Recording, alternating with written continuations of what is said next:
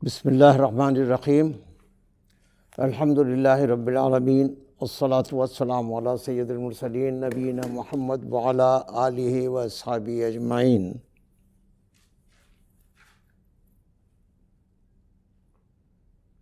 Rabbi shrah li sadri wa yassir li amri wahlul 'uqdatam min lisani yafqahu qawli.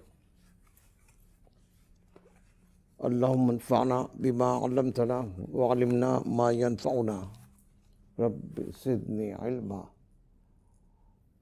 O Allah, benefit us through what you teach us and teach us what benefits us.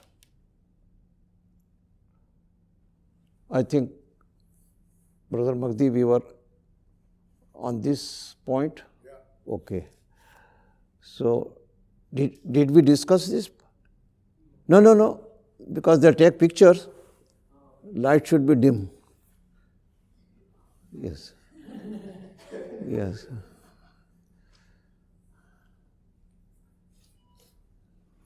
With bright light, the image becomes blurred.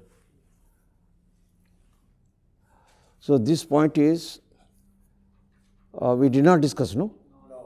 No. Okay. This point I included based on my personal experience.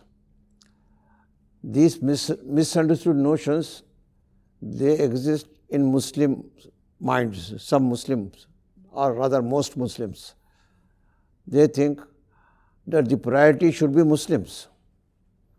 The argument given is, they give the example, first take care of your home.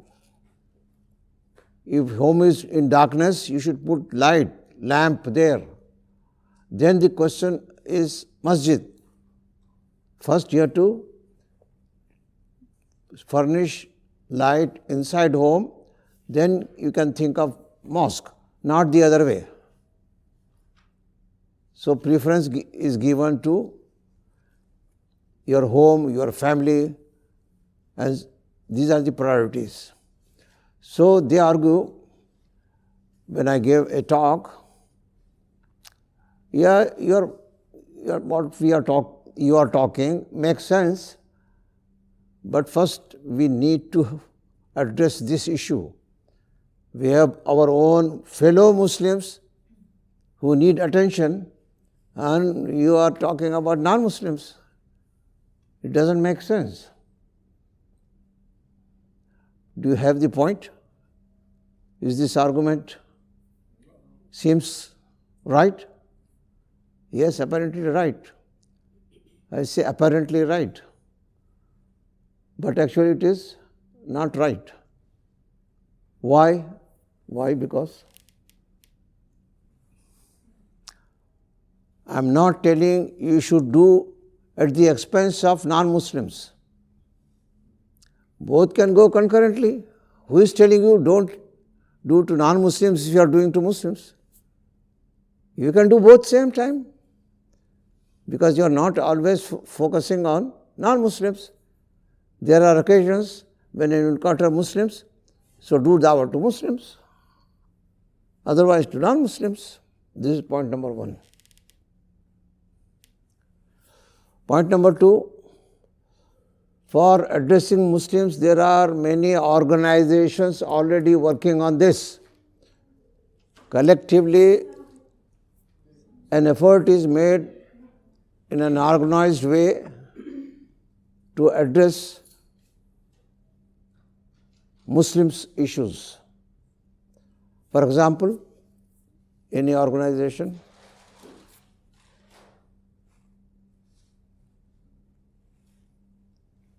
can you cite any name of the organization who do dawah to Muslims? No, not Discover Islam, because Discover Islam is doing it to non-Muslims, but to Muslims. In the worldwide, there are many organizations who are addressing Muslim issues. MSA. Sorry? MSA, Muslim Students Association. Oh, this is one place, international. Okay. There is one international organization which is everywhere, focusing on Muslims. They go to villages. They go to remote areas. Yes. Tabligh. Excellent. Jamaat Tabligh. This is one organization which doesn't have a formal structure, but they have network all over the world. Across cultures, sorry. Jamaat Tabligh.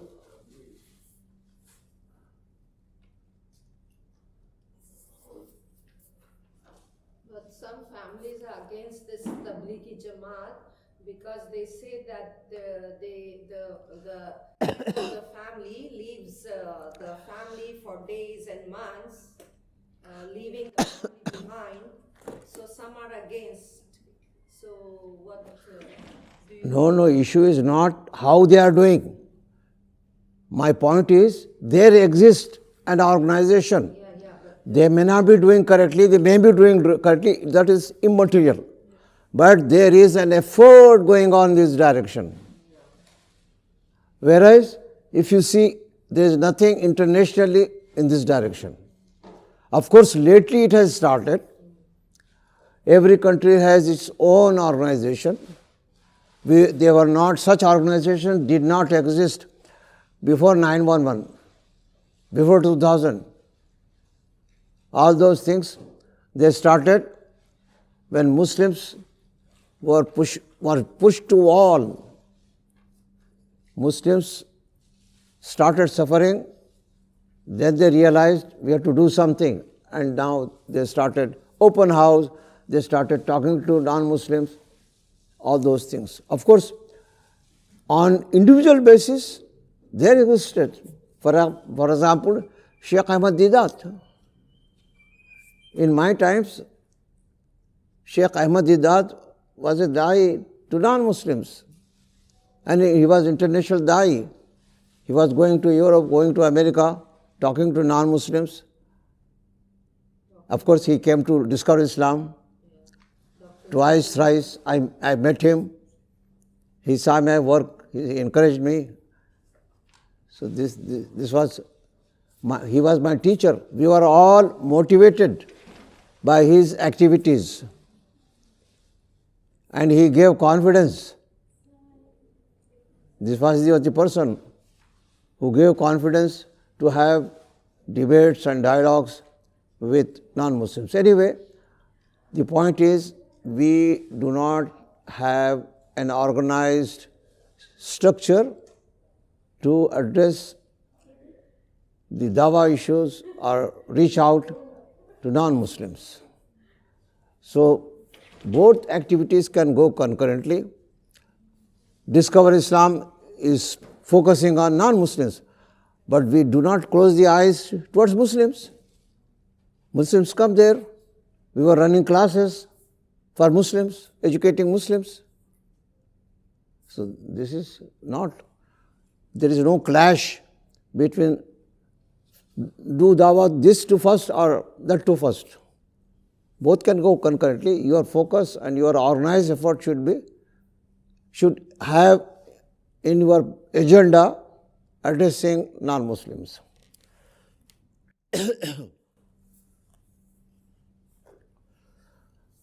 This is another reason we have to do dawah to non-Muslims, because this is the need of the time. Need of the time means the present day situations require as a need. Otherwise, we will be suffering, we will be having a negative image about Muslims, and that is what is happening. Muslims all over the world, they are considered terrorists, oppressive to women, and all those things, which is not correct. If it is correct, then why 75% of converts to Islam, those who are accepting Islam, 75% of them are ladies. Even in the West, where the general impression given to public through media and through other sources is that Islam is oppressive to women. So this is need of the time. Most these wrong impression, misunderstandings about Islam, they arise because we do not communicate with them. They don't know. Unless you tell them, how do we know? Unless you tell them, you explain them, Islam is this, not like this. How they will know? Media is business. Whatever is sold hot is very sensitive things. The news which are very sensational, they are watched, they are seen, they are propagated. So they have to make money. If we give peaceful news, everything is going on well, who will read? Who will see? If they say, oh, this happened, bomb blast is there, then say, oh, what happened?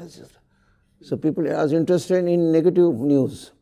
So negativity has become a pet topic for media, and they are responsible for the bad image, negative image about Islam. There is a whole discussion why negativity is there, why Islam is misunderstood. Okay. Then next point. Dawa ends if the person recites Shahada. We think, Alhamdulillah, the person has declared Shahada, he has or she has become Muslim. Allahu Akbar. If it is done in public, Allahu Akbar, Allahu Akbar, 3 times. And then followed by everybody comes, meets, shakes hands, kisses, hugs. And this person who is new Muslim, who just said Shahada, he is coming from non-Muslim background, he feels stressed. What is going on? Why so many people, if the mosque is there big, you will be surrounded by people for half an hour. Hugging. Anyway, this is the response. But what happens then? That's all. We leave him there. There is no follow-up. If there is follow-up, they point out, you should do this, you should do this. This is not correct. This is not correct. I told my own experience in Masjid Sayyid that some non-Muslim from India, agriculture laborer, accepted Islam. So the Imam said, can anybody explain things about Islam in his language, Urdu, Hindi? Then I raised. So I sat with him after the prayers, Zuhr prayers. So one Muslim, did I tell this story? One Muslim came, sir, what about circumcision, khatna? His focus is in do's and don'ts. His focus is not what is the requirement of this new Muslim. He is not asking, because the story he was telling that he was being discarded by the community, he was put to many problems, faced problems. Nobody is interested in those problems. Everybody is interested in do's and don'ts, halal and haram. One American who did not make Shahada, I took him to the mosque just to observe and experience how Muslims pray. And when they saw some white man with me, so they came surrounding. They knew me because I'm from Discover Islam. The mosque was just very close to Discover Islam office. So people start giving their mobile number, giving their contacts, emails. And then one person said, brother, when you were praying, your elbows were touching the ground. This is not correct. You have to raise your elbow. He has not yet declared his Shahada and you are applying all those rules who are not even being observed by born Muslims. This is not the right approach. We have to understand what is their requirement. So we don't pay attention and we think that he has just said Shahada, enough.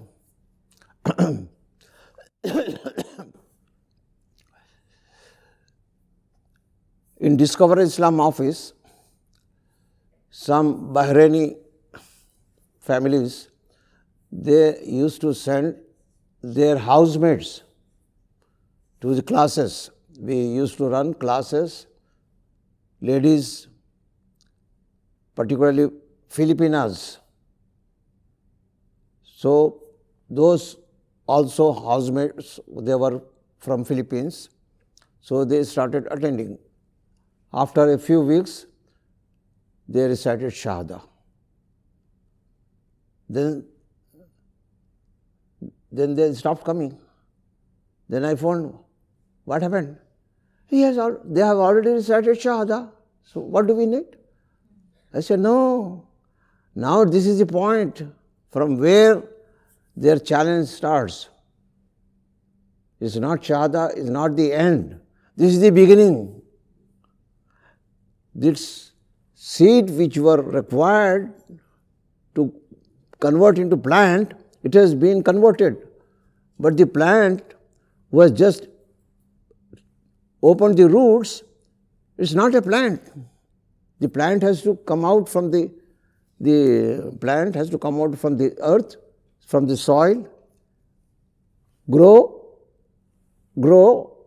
more, and therefore bear fruits. That is the process. But you think that, okay, the roots have come, that's all. No, it is not correct. So this is another misunderstanding. Yes, please. Most of the people who do Shahada here, especially in the Fatah Mosque, they are foreigners and they don't stay here for long.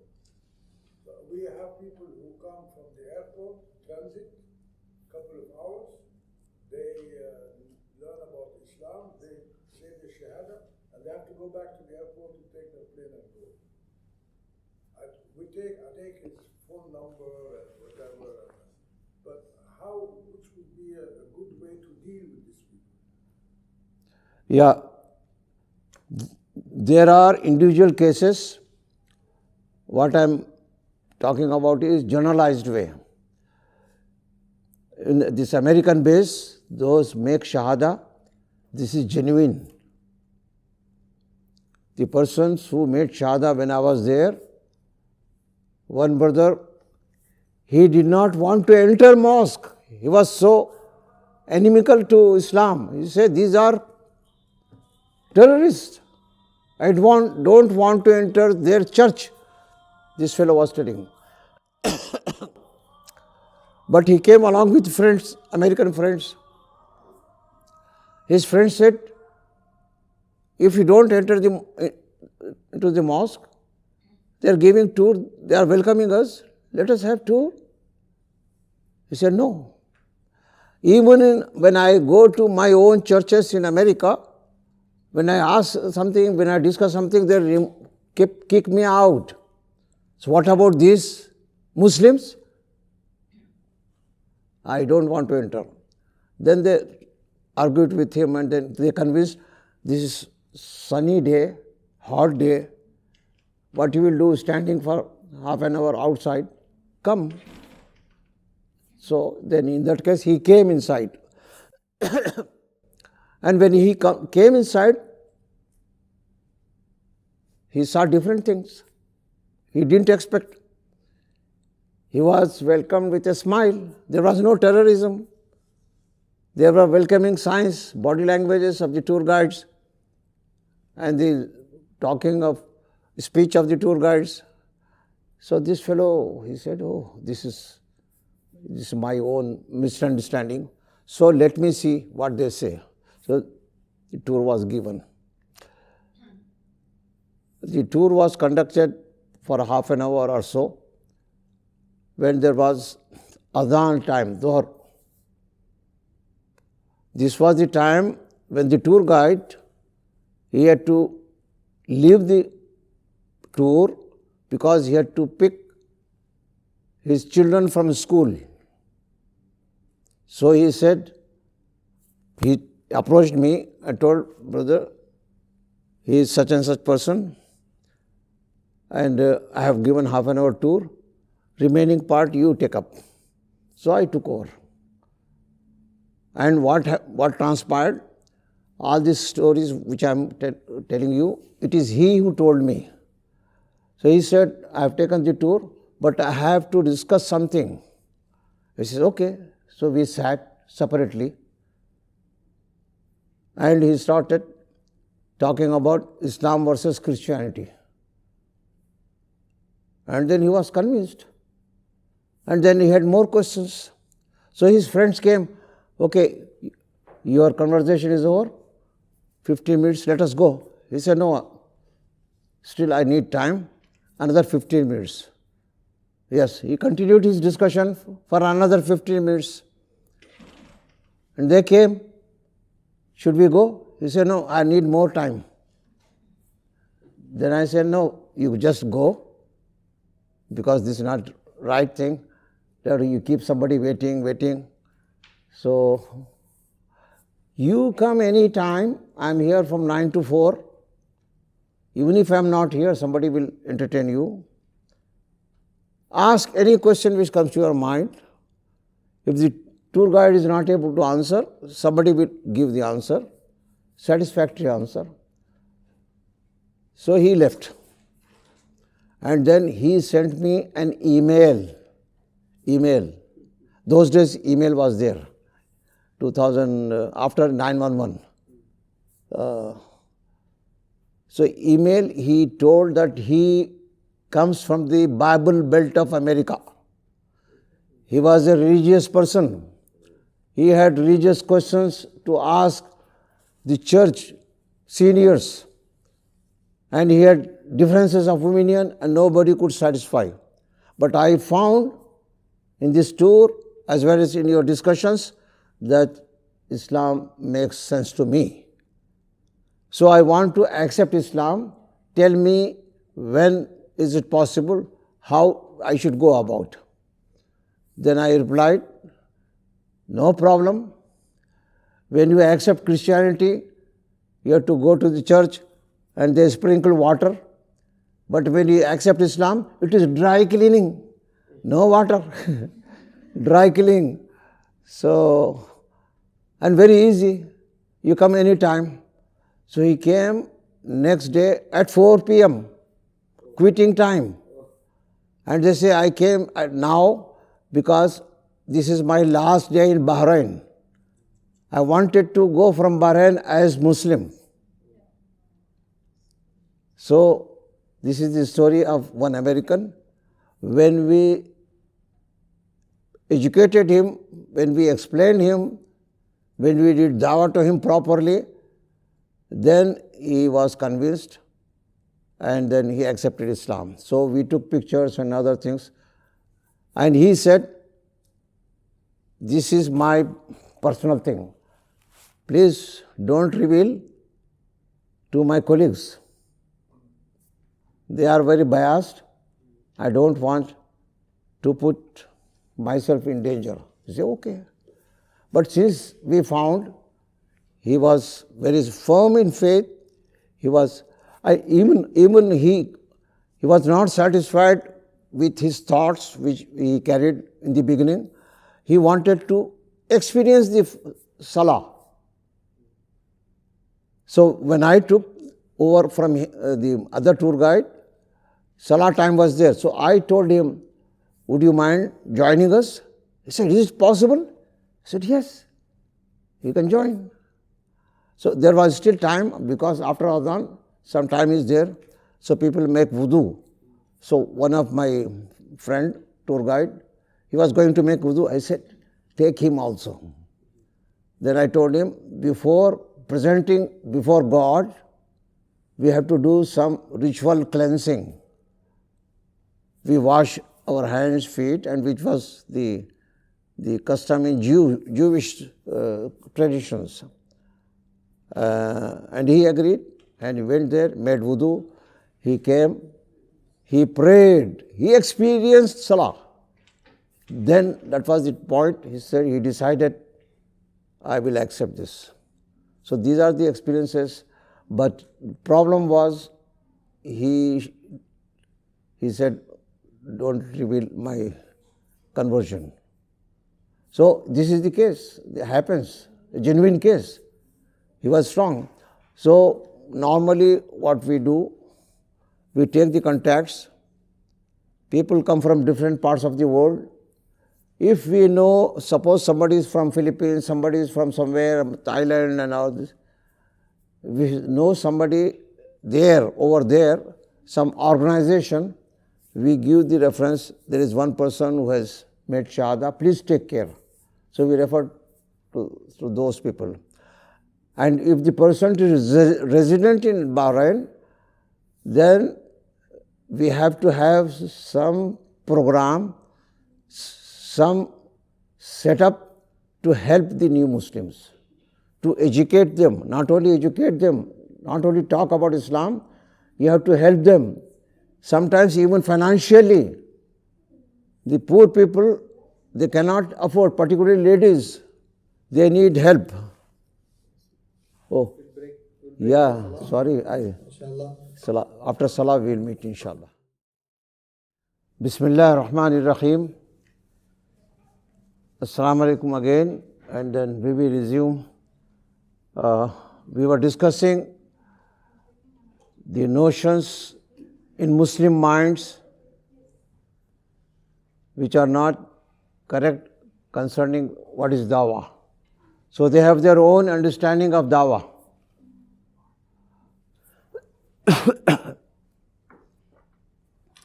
So I have already listed 5 and we have discussed this. Now this is number 6.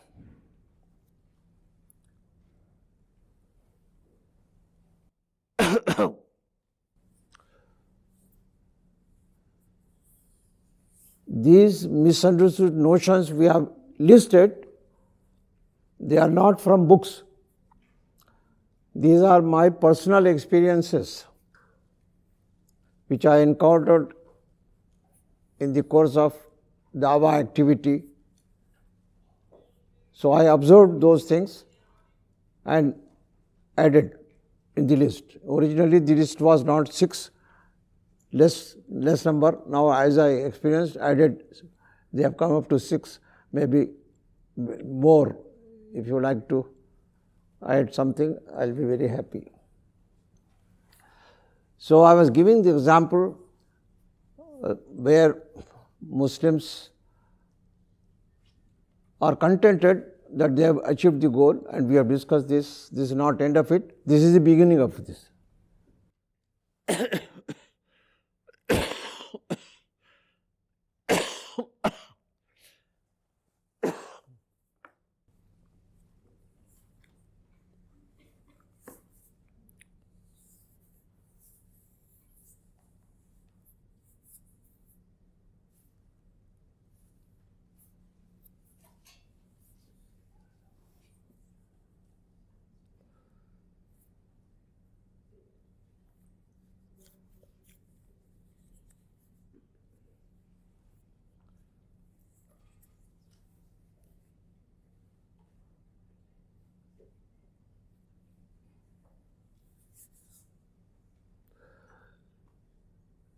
The last statement on this, displayed on this slide, is that a new entrant to Islam, who has embraced Islam fresh, is to be treated like a migrant, particularly with reference to Islamic history of migration from Mecca to Medina. Mecca, you can say, Meccan life of non-Muslims as being in non-Muslim environment.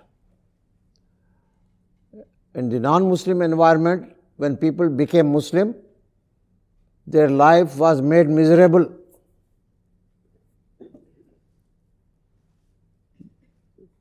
They were attacked, they were tortured, and even the Prophet was attempted on his life. So he was under pressure from the community, from everybody, that we cannot live in this environment, we have to go. But he was prophet, so he was waiting for the permission from Allah subhanahu wa ta'ala. The permission came and he migrated. Okay, this is one part of the story. The other part of the story is they migrated to which place? Which was safe. Safe to practice. Safe to settle down. And when they came to new place, they came leaving everything, their families, their properties, just to save their life, they migrated. They sacrificed a lot. So when they came to Medina, what did the Prophet ﷺ do? This is a very great event in human history. Such a thing was not done any time in human history. What was it?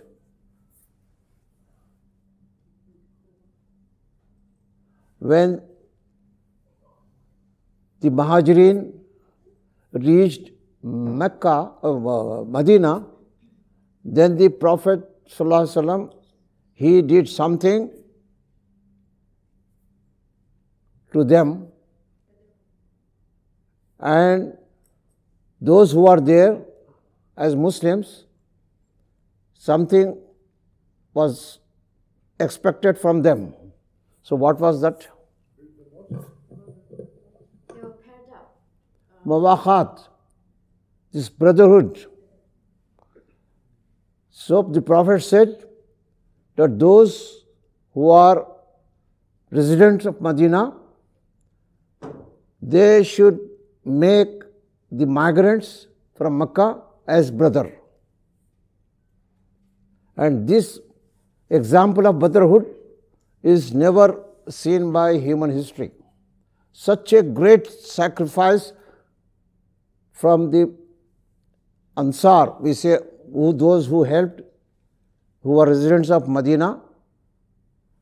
Those who migrated, we say Muhajirun. Those who helped them are Ansar, helpers. So every Ansari took care of another counterpart from the migration, Muhajir, to the extent that they shared their wealth, every wealth, property, whatever they possessed, they divided half. If I have got some property, half property goes to my brother, Muhajir brother. Half, everything half. Property, wealth, everything. And there is a report that some Ansari had 2 wives. He approached his counterpart, Muhajir. He said, I have 2 wives. I want to share, because the Prophet is told everything to share. I want to share half. So I will keep 1 and you can take 1. You choose. And that lady I will divorce. To that extent, you see the emotions, you see the application of this brotherhood in Islam. What united them, what made them brothers? Brotherhood in faith. Okay, when we are talking about brotherhood, I identified 3 levels of brotherhood. 3 levels of brotherhood. When we say brotherhood, there are 3 levels. One is genetic, by blood, this brother. Another is brotherhood in faith. Brotherhood in Islam. Every Muslim is brother of another Muslim. And third is, I leave it to you. Guess, what is third level? Third level of brotherhood. We counted by blood, we counted by faith. What is left? Humanity. Yes? Humanity. Every human being is your brother in humanity. But these three levels, when we say brother, they are not the same. Their rights are different. Our duties are different towards them. For example, brother by blood.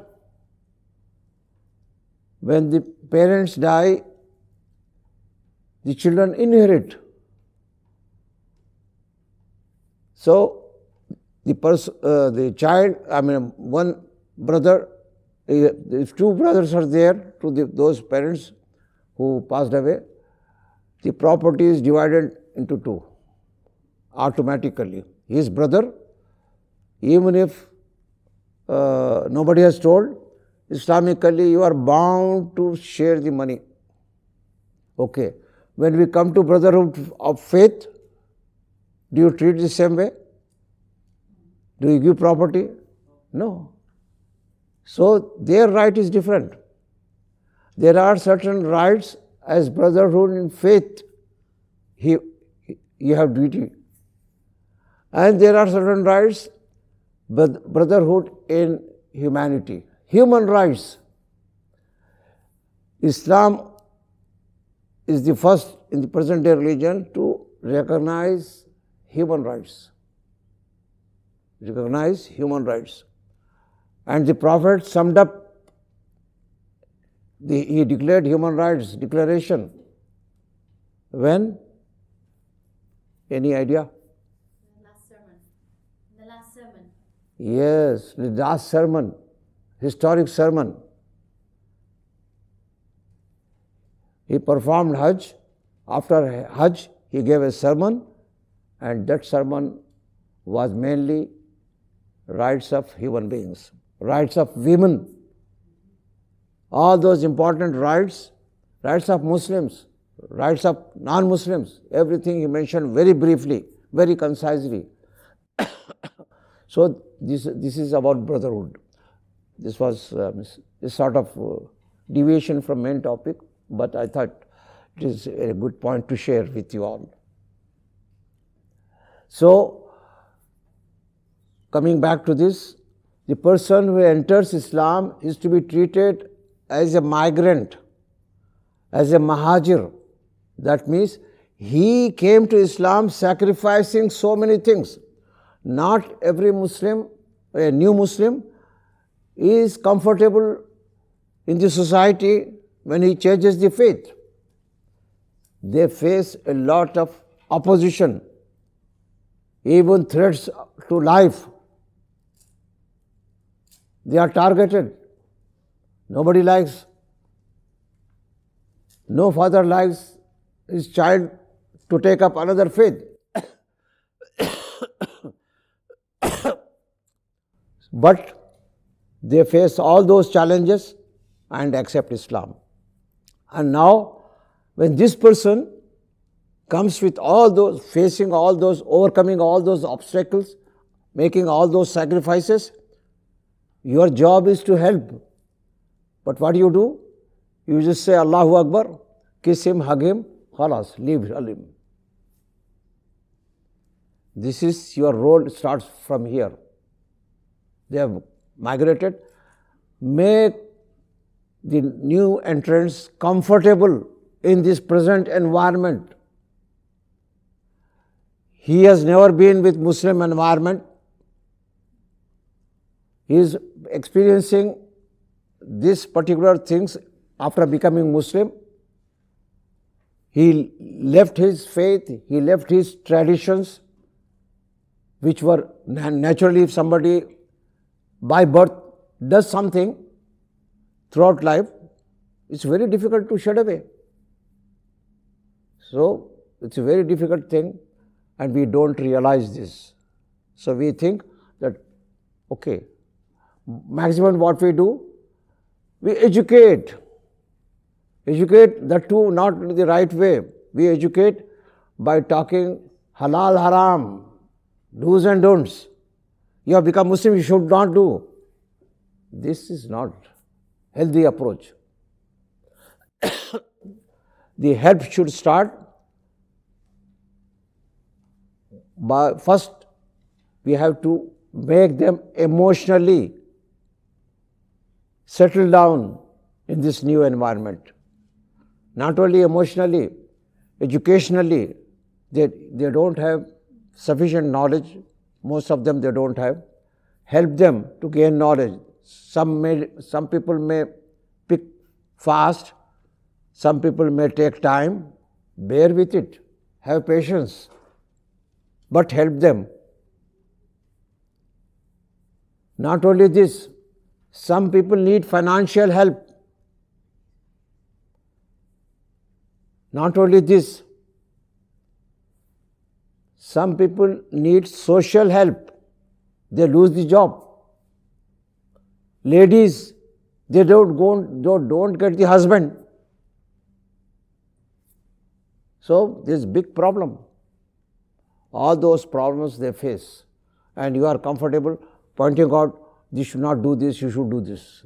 This is not a humanly approach. You should have compassion. You should be like Ansar, helpers. So this mindset will prompt you to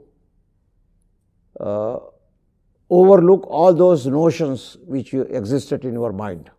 This fellow is now Shahada, Alhamdulillah, La ilaha illallah Muhammad Rasulullah, visa stamped, visa entry to Jannah, paradise, khalas. No, it is not like this.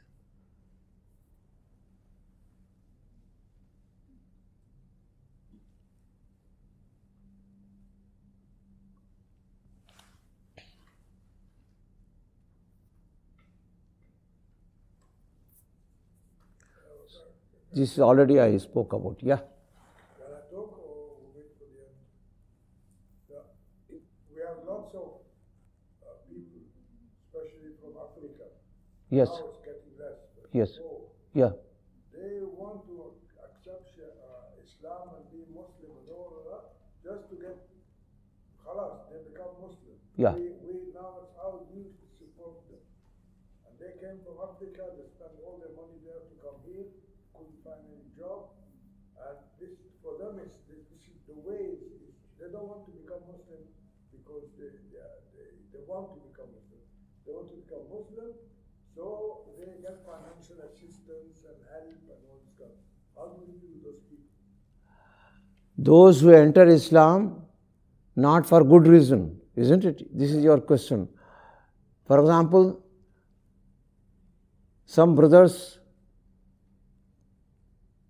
they convert to Islam for the sake of marriage. That person loves a Muslim girl and she says, you have to be Muslim in order to marry me. So he says, okay, I will become Muslim. And this also I have personal experience. I will share the story. One Hindu, educated, he was computer specialist, educated, masters in computer sciences or something. He came to discover Islam and he recited Shahada.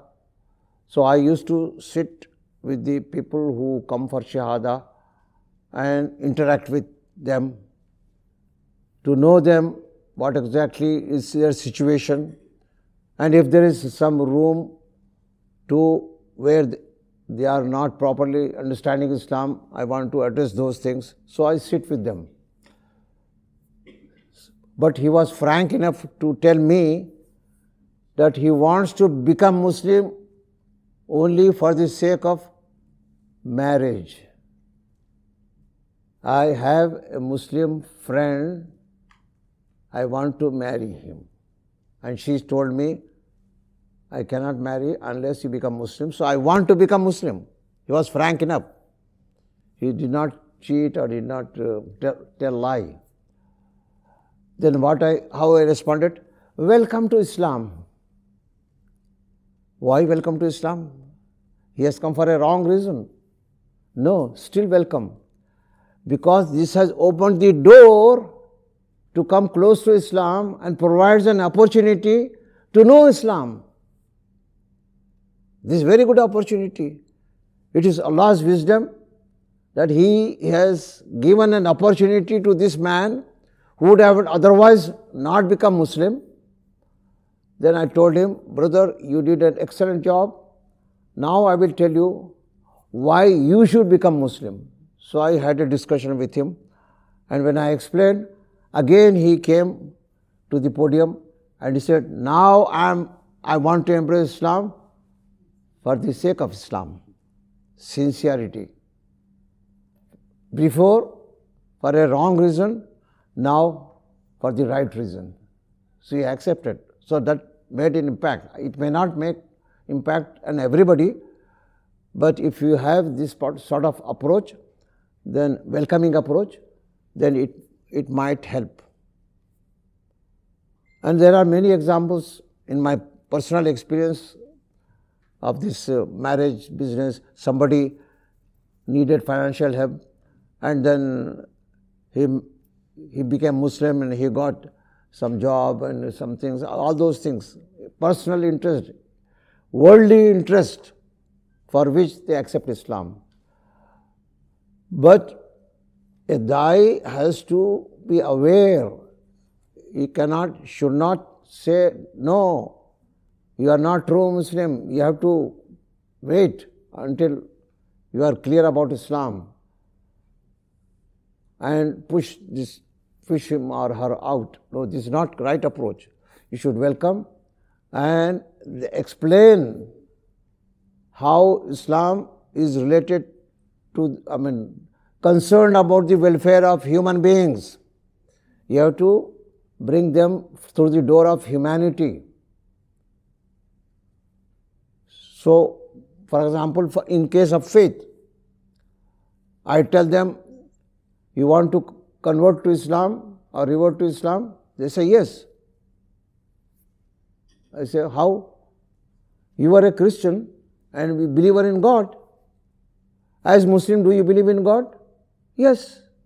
So, you are not changing religion. So, yesterday I talked about this. You believed in Jesus. As Muslim, you believe in Jesus. So, where is the change of religion? No, the change is in the purity of the faith.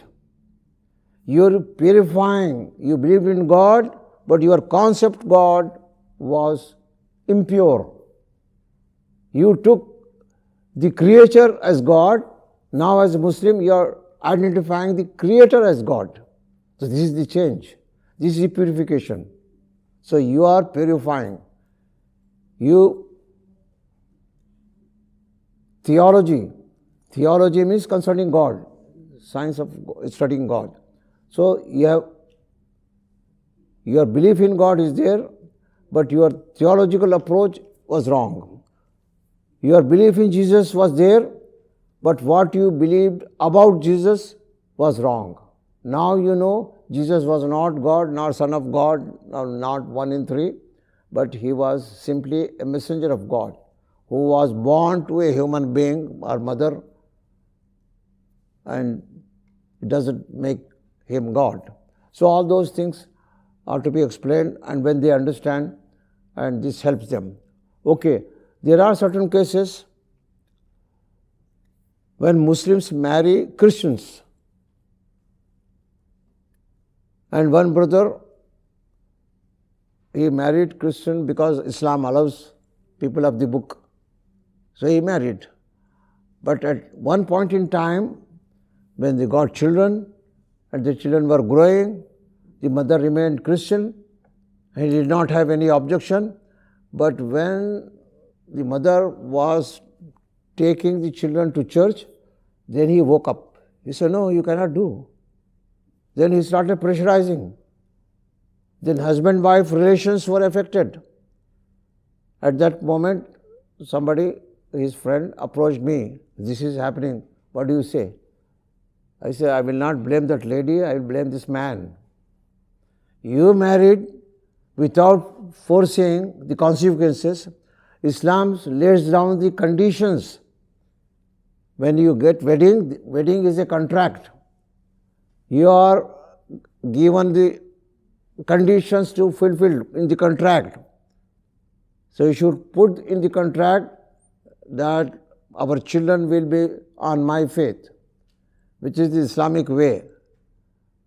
The whatever fathers possesses, whether name or property or faith, comes to children.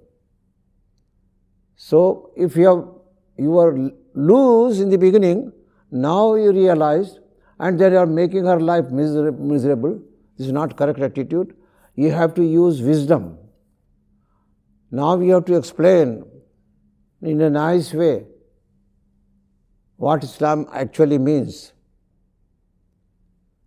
Perhaps she might come down to understand this.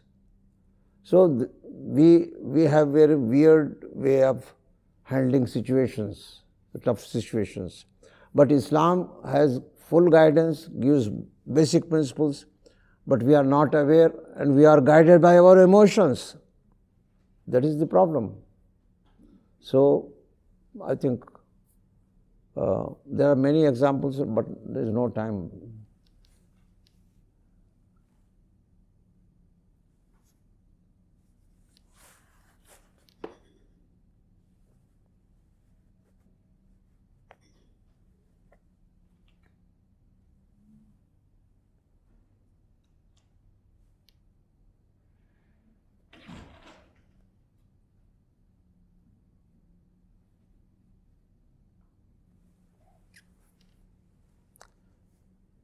When somebody embraces Islam, these are the things which are done. We suggest, change your name. Then get the certificate to be identified as Muslim. So we take them to court, issues certificate or some authority to issue the certificate that he has become Muslim. Because in the civic life, there are certain ways to be done for a Muslim. For example, Hindu has converted or a Buddhist has converted to Islam. When the person dies, they will burn. This is what they do. But he was not to be burnt. And the relatives, they are there, they become obstacle. They say, no, we will do our way. And Muslims say, no, we will do our way. Then, no, he became Muslim. Where is the proof? So we need proof. So if there is a document is there, this is the proof. You want to go for Hajj? If you are a non-Muslim, we do not go. You are not allowed to go. Then the certificate is there, okay, no problem. So these are the civic requirements. In order to fulfill this certificate is required. Otherwise, no requirement. Even without certificate, you can be Muslim. Because the birthplace of Islam is this heart, your faith.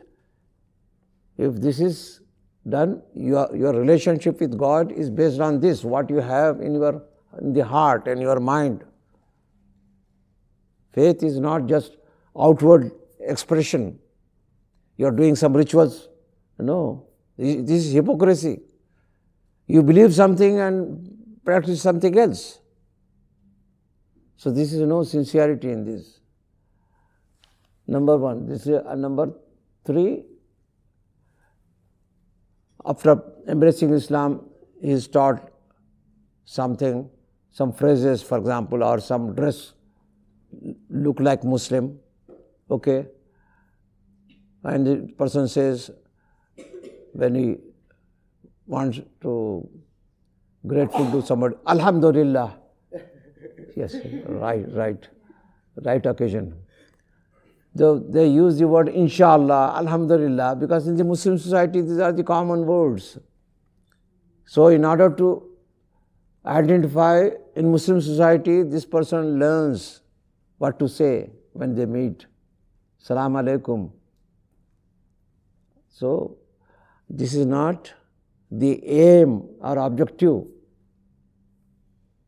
of somebody accepting Islam. Of course, these are the things which are important for different purposes, not important for the faith. So what is important? Most important thing when you want to see in a new Muslim is what?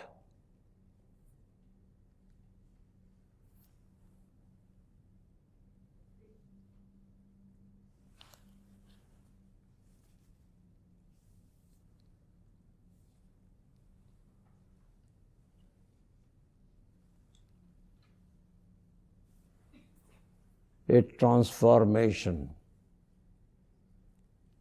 If he continues to remain the same person as in the previous faith, without any change in his thinking, in his feeling, in his outlook on life, in priorities in life, then there is no use.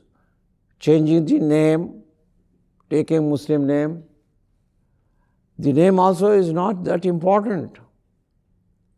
And we give undue importance. The example is, when Abu Bakr became Muslim, did he change his name? When Umar became Muslim, did he change his name? Radiyallahu ta'ala anhuma. No. So when John becomes Muslim, why he should change name? John is acceptable to him.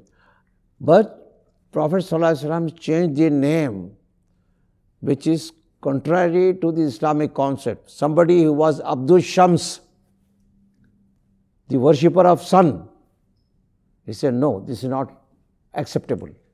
You have become Muslim, you should be Abdullah, Allah's servant, not son's servant.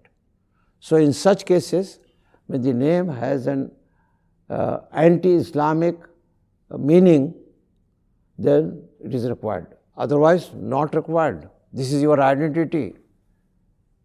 Your father, you have to use your name along with your father. Even if the father is mushrik or kafir, use his name. Because this is lineage, this is heredity. You cannot, by changing your faith, his name is not changed. This is a reality, fact. Identity is with your father. So, this emphasis on changing name, which is in the minds of some Muslim, is not right. But on the contrary, changing name, it helps. What way it helps? When he moves in a Muslim society, immediately, without any problem, the other Muslims recognize he is Muslim.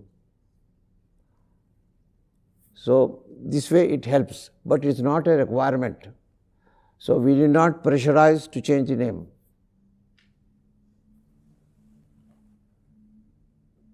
Transformation. Let me talk about transformation. Quoting from the history, Islamic history. Can you imagine something which I am talking about, transformation? Can you guess what transformation refers to? Yeah? Yeah, historical example. Like Sorry? Like sister is saying, like Bilal Phillips. This is one character. History, Islamic history, I want example of Islamic history. Known to everybody. These are individuals, are not individuals, but collective. All Arabs, the 5 tribal Arabs, whose priority was tribal identification. There were inter-tribal wars for petty reasons. They were warring tribes. Great-grandfather time, some camel came to other tribes' area and ate from the farm. Then they killed the camel. And the other tribe say, oh, you killed our camel? We will kill you. So the war starts. Next generation, same thing inherited. They will keep starting. This was the condition of tribes of Arabia. Very uncivilized. And nobody paid attention towards these people. No outsider was interested in coming to such a place. First of all, climate-wise. Secondly, people, they were very insignificant in the human civilization way. No attention is paid, no importance was given. Such people, when they accepted Islam, what happened? Great transformation. No example in human history. Within 20 years, they become the leaders of the world. They captured the informidable empires. Roman Empire lost to Muslims. Persian Empire lost to Muslims. How this transformation took place? They were not worth even considering, not given any importance, insignificant. And such people, within few years, this was the result of transformation. That means Islam did reach their hearts and minds and their actions. So it was fully absorbed, fully internalized, and that produced the result, transformation. So on individual level, this was collective level, is from history, quoting from history, transformation. So we can bring this mega level to macro level, individual level, and imagine transformation. So the way a person was living previously, now totally changed. Totally changed. If somebody from previous tradition sees, will not be able to recognize. The appearance changed, the behavior changed, and the thinking changed, the lifestyle changed. Everything changed, transformed, a new person. So accepting Islam, you become a newborn human. And that is a fact. A new entrant to Islam is Islam considers he is a person whose all previous sins are forgiven. Once he says Shahada sincerely, all his past mistakes, sins are no more there. Starts life with clean slate as a newborn.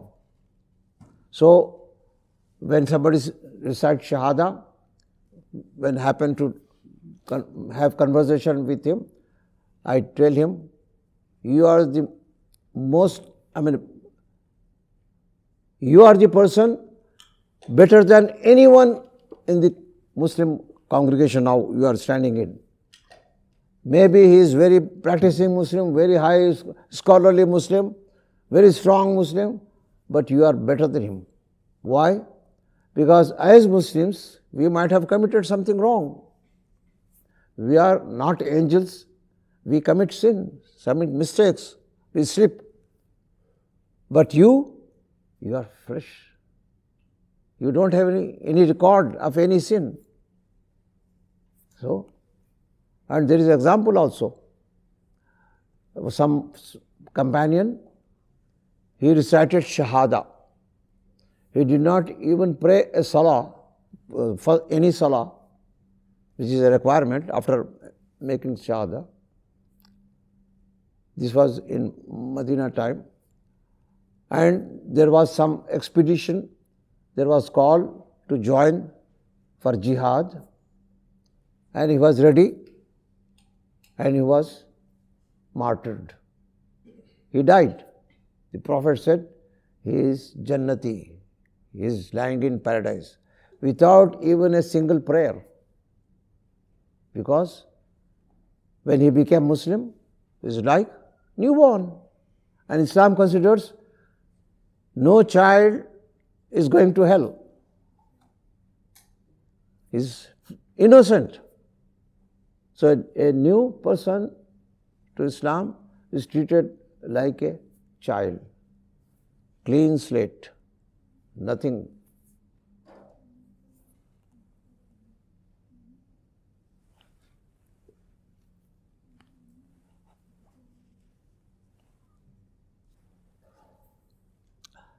So, with reference to Dawah, we can say any activity which can help the person to be in the process of transformation is Dawah. This is the activity like a helper, migrant. The helpers in Medina for the migrant from Mecca. You are helping. So you are sharing the reward. So any help which comes, you may help with speech, with your tongue, giving good advice, consoling. You may help through educating. You may help financially. You may help. There are many ways to help. Any help, this is part of Dawah. So new Muslim is, if they say Shahada, this is not end of it. There are many things which we have to consider. Dawah includes all those things. Dawah is not just prompting the person to say Shahada. This person has recited La ilaha illallah Muhammadur Rasulullah, La ilaha illallah Ashhadu anna Muhammadur Rasulullah. This is not the end of it. This is the beginning. And then the journey starts. Spiritual journey starts. And you have to help until this person stands alone, self-confident, no help needed. Make that person, like mother sees the child now is in a position to make his living independently. He doesn't depend on parents anymore. Then the parents live. So you have to take care of him like parents. This is part of Dawah, yes. Correct understanding of Dawah. Okay, now we come to the subject of how to do Dawah, methodology. There are so many things. On the first day I explained what are the things to be covered in understanding Dawah. But those things, if I cover, it will take at least 1 month. So there is no time. So today is last day in this series of understanding Dawah, and I thought I should share this particular thing, which is very important. When we think about how to do Dawah, normally when we want to do Dawah, the first question is how to do Dawah. First question should be what is Dawah? This nobody is bothered. And Dawah also is considered as converting the person to Islam. So all those misunderstood notions are there.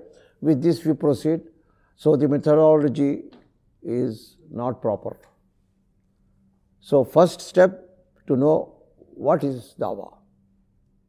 Properly understanding Dawah. So this part I have completed, but not completed completely. There are many more things related to this what aspect, but those details are secondary.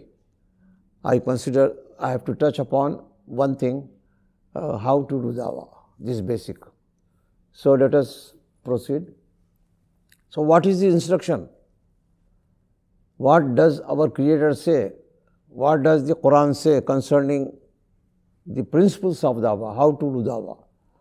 This is mentioned in Surah An-Nahl, Surah number 16, verse number 125. Udu ila sabili rabbik bil hikmah wal mau'izatal hasana. This is in Arabic.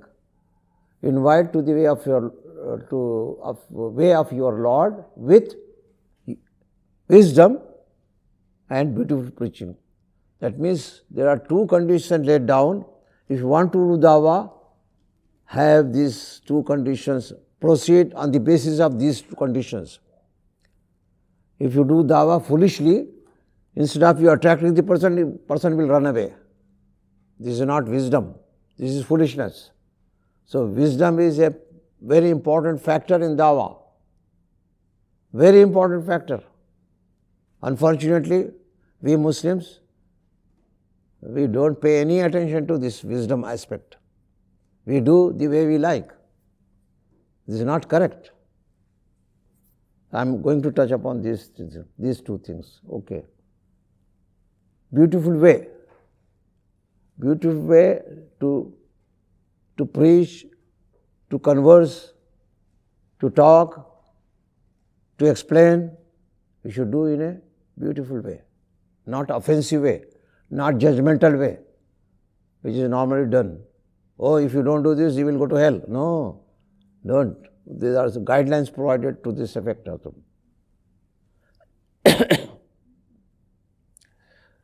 Now, does anybody understand what is wisdom? Everybody understands, isn't it? You know what is wisdom? Anybody who doesn't understand wisdom may raise hand. That means everybody knows what is wisdom. You don't know wisdom? Okay, you are very humble. So nice of you. And in fact, every Muslim should have this humility. If you are so humble, then you will try to know.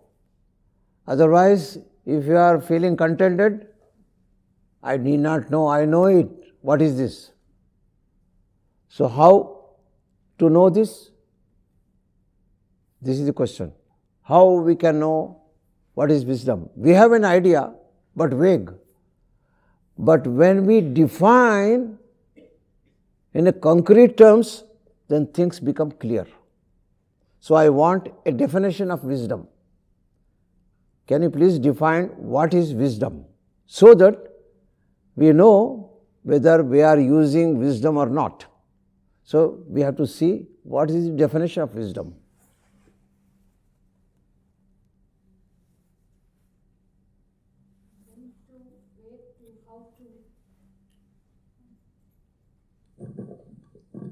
When to, where to, how to.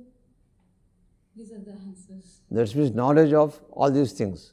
No, we Yeah. have to. Knowledge is different from wisdom. Okay, okay. Wisdom means when to talk, where to talk, how to talk. Yeah. Depends upon the situations. Yeah, yeah, Depend upon the person. We have to change our yeah, styles. yeah. Like that. That means there are so many factors. You cannot cover all those factors in one definition. So the definition, yes, please. Anybody? I think one's intellectual ability to talk to the other person. So can you hear me? No, I mean, I hear, but I don't get your point. I mean, I'm just defining wisdom. Yeah, Yeah, it's like using one's intellectual ability. intellectual ability. Yep. Okay, good definition. We can define in different ways. There is one answer. It depends on from which perspective you are looking, which angle you are looking, from which angle you are defining. There are so many angles available, and each definition is valid. All this input to the answers you are giving, they are all valid. So, what is the meaning? It means we cannot define by one particular definition. So, we have to see what are possible definitions and which is more acceptable and more pertinent to do dawah.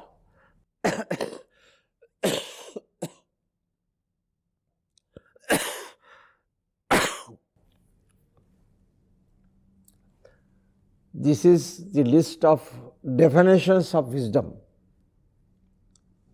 from different perspectives. Different people define differently, but all these definitions are valid.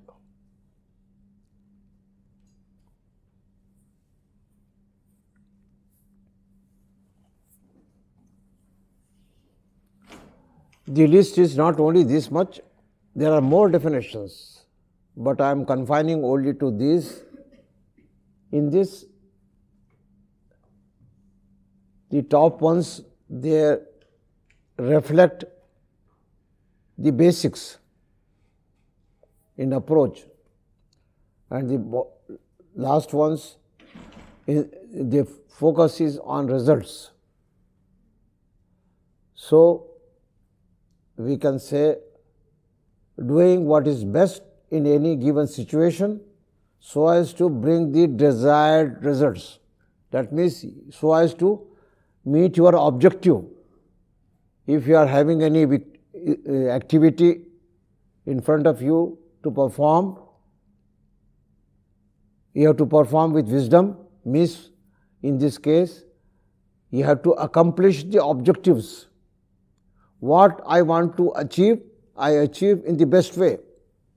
So, the top things, I do the analysis. What are the pros and cons, positive, negative, and compare, and come to the conclusion, this I should do. So, this is wisdom. If I have to buy something very costly, for example, car or something very costly, I just don't go like a vegetable market, I buy. I analyze, what is this car which I require? Does it fulfill my requirements? Is it within my budget? Is it comfortable? Is there any danger? What about safety? All those things we see, and then we come to the decisions. So, if this analysis is not done, you buy any car, it's not wisdom. Then you may face problem, oh, I bought this car, for some reason it's not able to. You bought, for example, a race car. Race car is not useful for your day-to-day working problem. So, like this, you are not using wisdom in that case. So, this definition is more relevant in our case. You do your activity in a way that you achieve what is your objective. You bring the transformation in a person's life. If you see this transformation in a person's life, his outlook on life, his ideology, his thinking, then excellent. So, the way you have done, this is a wise way. You have used wisdom. So, this we know afterwards, after seeing the results. So, another definition which somebody from the audience once he gave and I put in this list is this last one. Doing the right thing at the right time, the right way. If these things are done in this particular way, we accomplish the objective. That means you have used wisdom. So, this is a overall approach to understand what is wisdom. So, we have to keep in mind that we have to do a job in the right way. The right thing means the activity of dawah, whatever activity is there, you are doing the right thing in the right way and the right time. If somebody is interested in Islam, he is a laborer, he is genuinely interested, but you want to contact him at a time in the night he is going to sleep, he is tired, and then you go there, brother, now I want to talk about Islam. This is not the proper time. This is not wisdom. See, because this person will not be connected, emotionally not connected, mind is not connected. So, this is not wisdom. Now, the second requirement. What is the second requirement? Beautiful preaching. What is the meaning of Mu'izat al-Hasana? When the Quran uses the word, they are very comprehensive words. This is not one translation possible. There are different shades of meaning, and all those shades of meaning are to be expressed. English language cannot have one word to express, so we use different ways to explain. So I tried to get from different sources to know what is Mu'izah and what is Hasana. Hasana basically means a good way, and Mu'izah means conversation, preaching and talking and speech and all this. Exhortation, preaching, exhortation. So, in practical terms, the definition is Mu'izah is reminding in a way that touches the heart. You are preaching as a teacher to a non-Muslim or giving commands to a non-Muslim. This is not Mu'izah. This is pressurizing. This is pushing your ideas on his mind without he being prepared for this. Mentally he is not prepared, but you are trying to inject this idea forcibly under pressure. This is not Mu'izah. It should touch their heart. It should open the mind, thinking process. Hasana. So, this is Mu'izah Hasana. Acha. Now we come to application of wisdom in the activity of dawah. Where can we apply?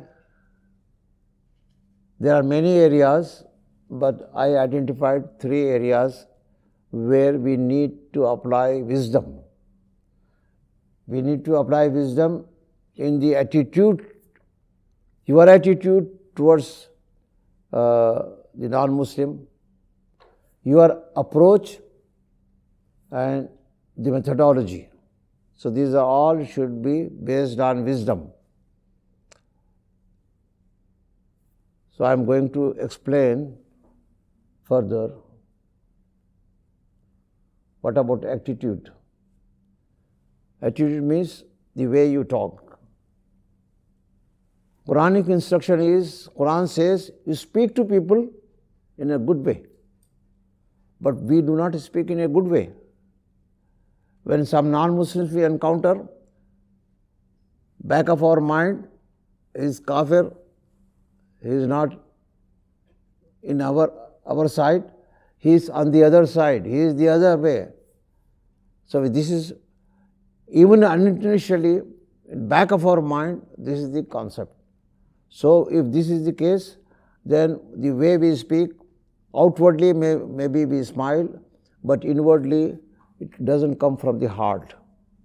So this becomes like hypocrisy. So this instruction talks about, even when you speak, use good words.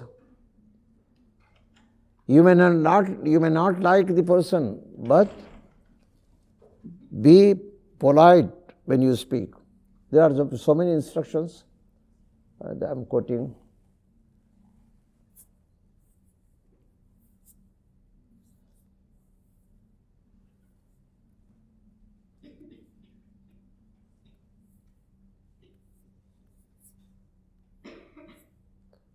Now we have to see, in the light of these Quranic instructions, the commands from the Creator, how we are doing in our practical life. Are we following this or not?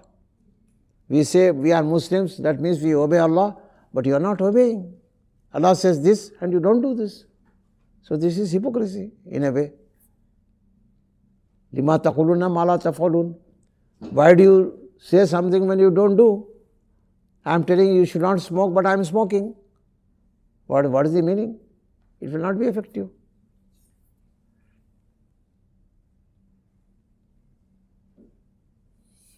Attitude. There is hadith, authentic hadith, which says, make matters easy for people, easy for others, and do not make them difficult. And give people glad tidings. Talk about positive things. Don't talk about negative things. Talk about love for God. Talk about paradise, not about hell, not about wrath of God, negative side. We have to start with the positive. So positivity is emphasized in this, in interaction.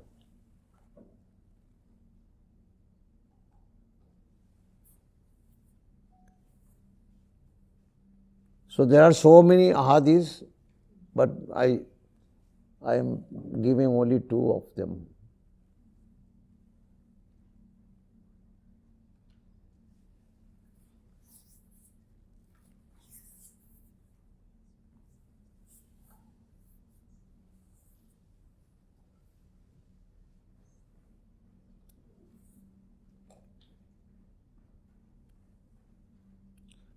Evil is not retorted by another evil. If somebody is hitting you, you hit back.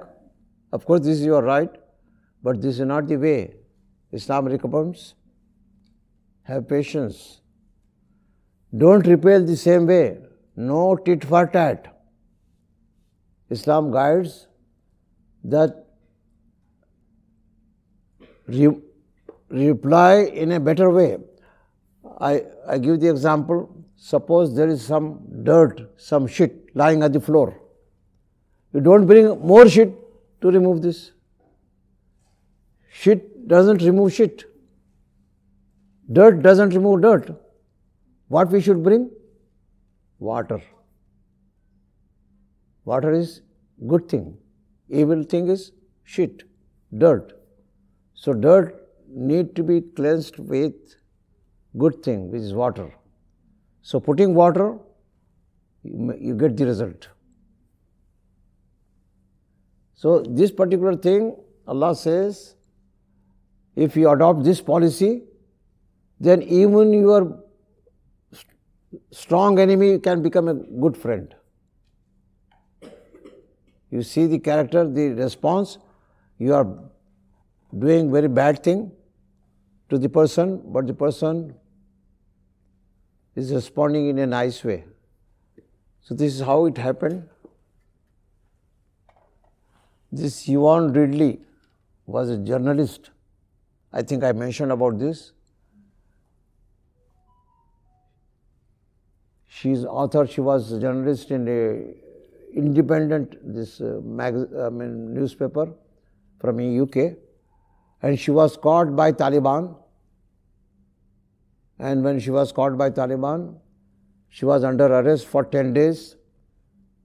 When America started bombarding, then Taliban had to disappear, go to hiding places.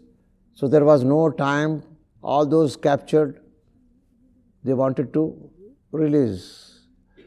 So they approached this lady, and this lady thought, now I am gone, khalas. These Taliban are the terrorists.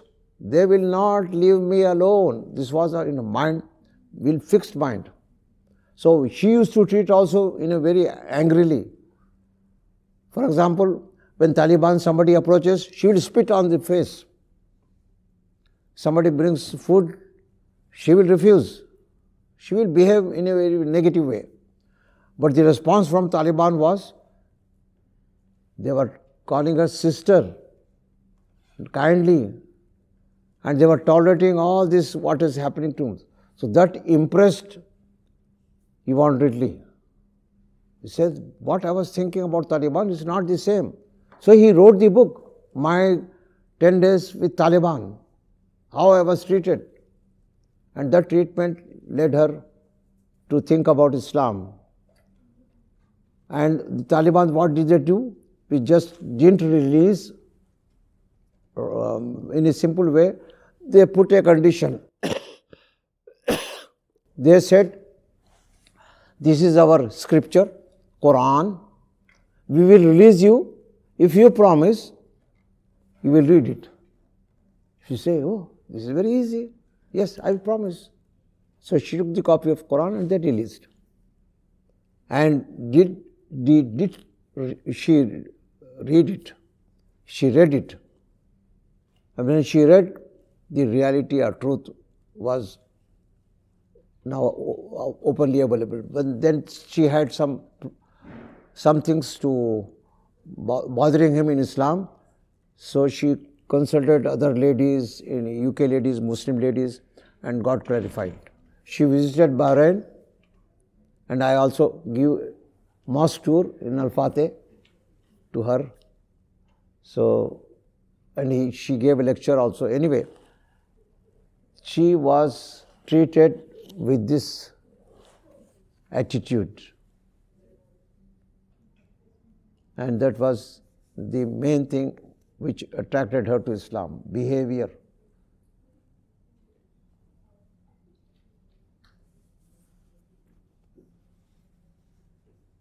This is another instruction from the Quran. People, the opposite party may not be a civilized person, and he may be jahil, ignorant, rustic, uncivilized. So he will behave in this way. If you encounter such people, then how we should treat? Don't indulge into altercation, debating, fighting. What do you say? Okay, this is your way. Thank you very much. Assalamu alaikum. I will remain friendly. That's all. You also take yourself out from this situation, from this bad situation, without any friction. So this is the advice. So these are the advices when we approach non-Muslims for the purpose of dawah. Okay, in approach, there are 3 points to consider. One point which is important, step-by-step approach. That means you have to introduce Islam step by step. Most important things first. First things first. Then comes next priority. Then comes next priority. One step. When you climb stairs, you go to first step, then to second step. You do not just start with third step. You have to go step by step. You are safe. You are doing the right job. Marketing approach. That means you are not a teacher. You are not a commander. You are not a boss. You are a marketing person. Marketing person means you are selling the product which is Islam. How best you can attract the customer, non-Muslims. This you have to chalk out your own strategies. You have to be like a salesperson, clever enough to see things working. What you want to sell, it is attracting the customer. So start with those things which attract. Then another approach is doctor's approach. What does it mean? It means that doctor, when he looks or attends to a patient, the patient may be sick. He shouts. His shouting doesn't disturb the doctor. He is there to treat him. If he focuses only on this, why you are shouting on these things? This is not the proper profession.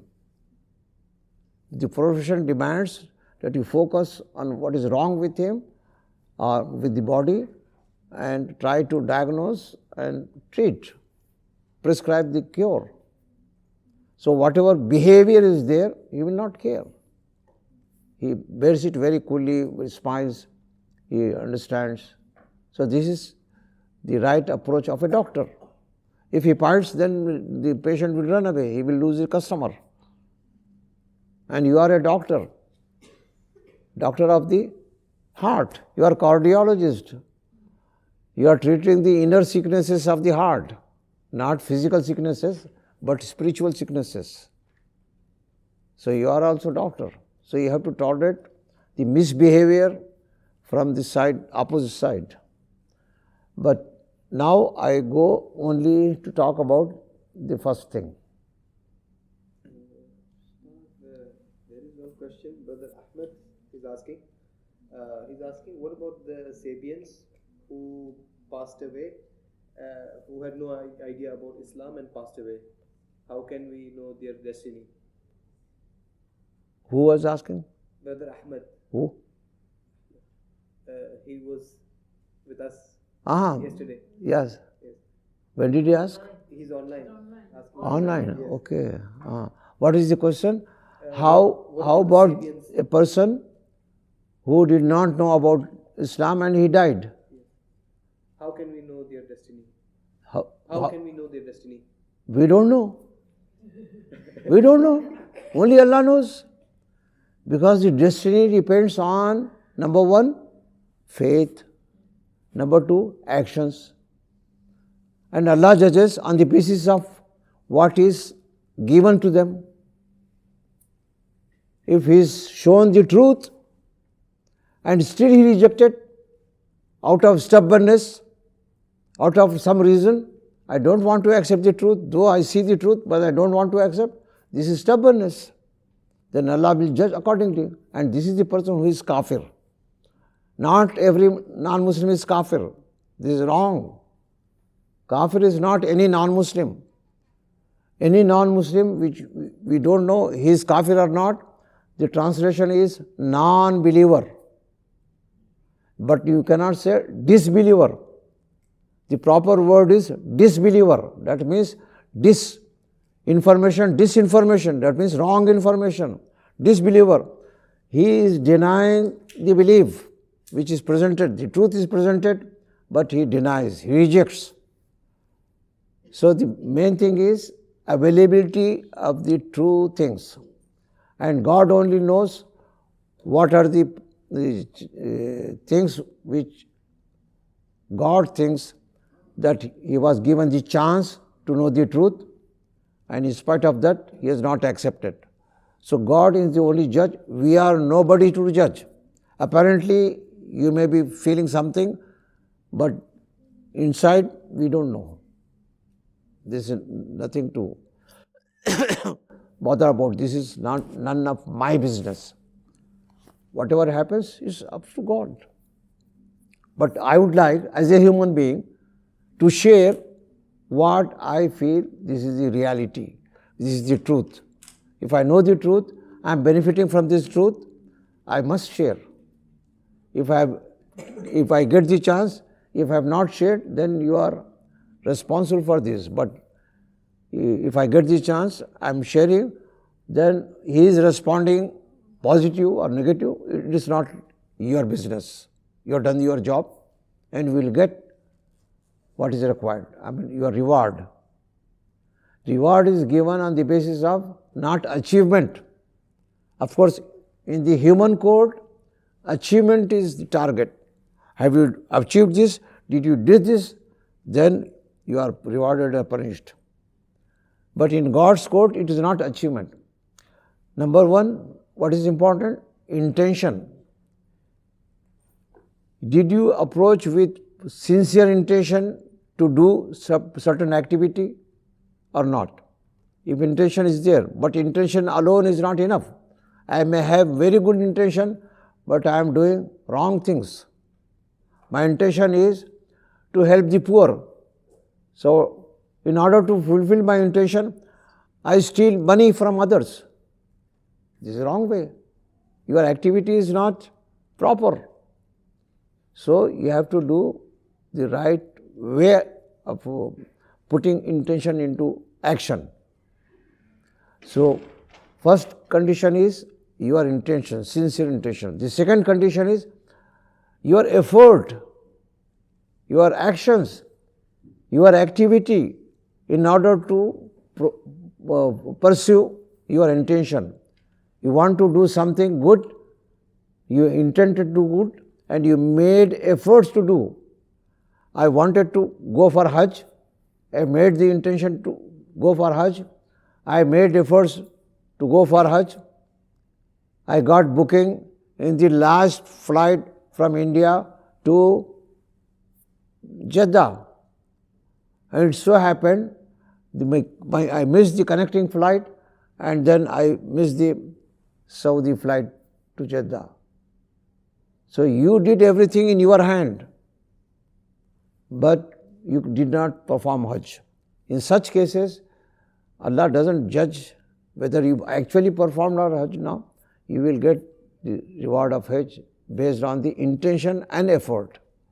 So accomplishment of the task is not the objective in this case, in Allah's court. Allah's court, what is important? Your sincere efforts with good intention. If this is there, whether the job is done or not, Allah is not concerned. So, if somebody is non-Muslim and he died, if he had been given the exposure to reality, truth, then onwards, whatever happens, it is Allah will judge. So we should not. So this is the last thing which in my presentations, the 5th day, today is the last day. So one thing I wanted to share was in explaining how to do dawah. The principles I have explained, 2 conditions before doing dawah, wisdom and beautiful preaching. Then methodology, I am going to explain you. This methodology I understood by making a formula, and I call it ABC of dawah. What do we mean by ABC? What is ABC? Basic, fundamentals. We use otherwise also, not only dawah. Any field, ABC means beginning, alif ba ta, basics. So basics of dawah, I am trying to make a formula. I use A, B, C in this formula, but not single A, single B, single C. I use AA, BB, CC. AA, BB, CC. These alphabets. I use them as acronyms.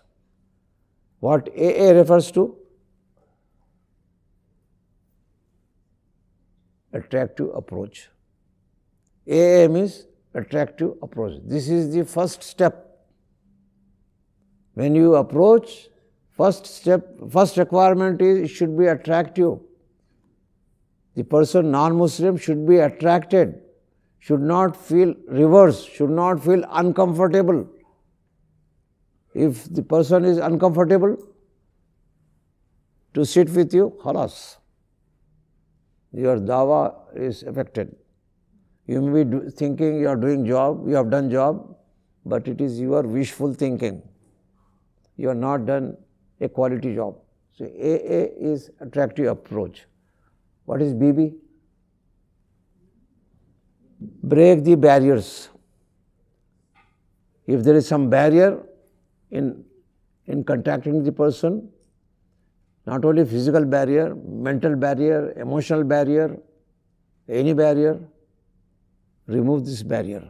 If there is a wall, remove this wall. But if there is a gap, there is a river between this side or that side, then you have to have a bridge. Build the bridges, fill the gaps.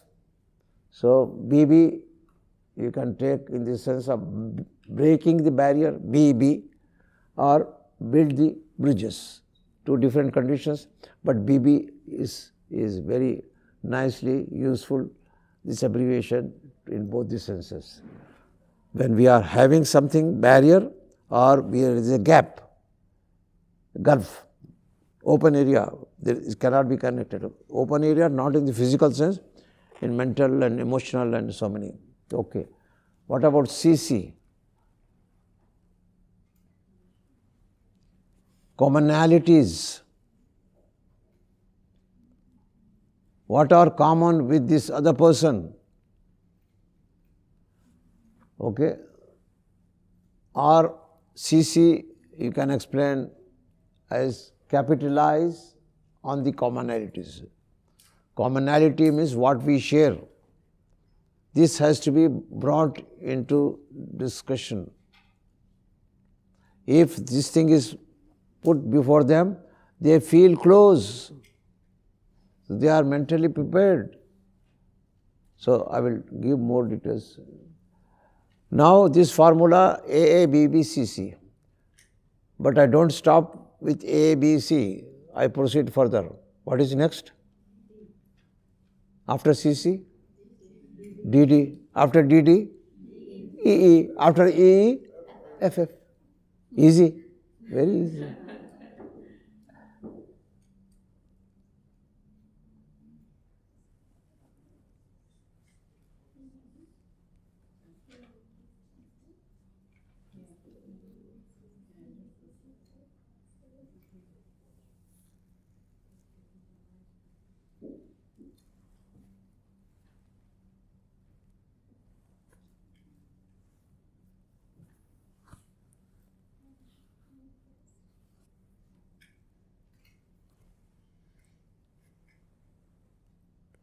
But this formula is a generalized formula.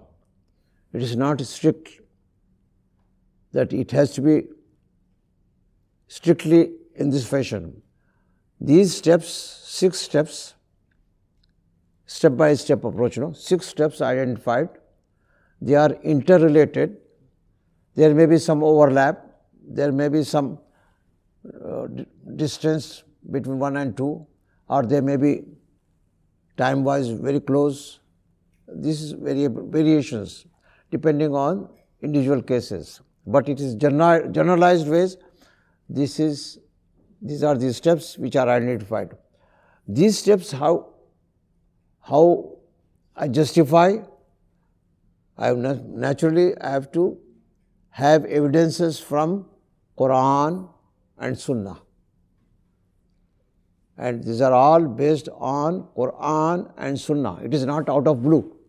Just to entertain you, A, B, B, C, C, it's not like this. It has a basis, sound basis, full evidences. And examples, practical examples from the Prophet's seerah and other people behavior. Okay. In these 6 steps, there are 2 steps which are relevant to before interaction. These 2 steps are important before interaction. Of course, they may be important during interaction, but basically these are important because this is the beginning, the first encounter. Those things are very important. If the person doesn't have a confidence in you and you behave in a way, person is unhappy, whatever next you are going to say will not be effective. He will just hear, he will not listen, he may say good things, but no effect ultimately. So these 2 things, they are effective. AA, attractive approach. I am now talking about AA, the 2 steps. What is the objective of attractive approach? What we want to achieve?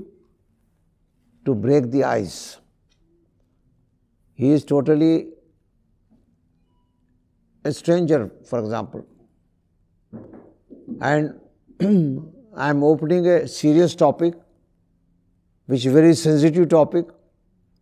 Even if he is a known person to me, I am venturing a new attempt, talking about religion, very sensitive issue. So entering. So before entering such thing, have attractive approach. To first break the barriers, to bring closer. Barrier means if there is a table and I want to hug the person, I remove to the table, then he will be close to me physically. In physical example, but actually it is not only physical but mental and emotional. If he is not attached to me, he is not close to me, he is not prepared to listen to me, rapport building.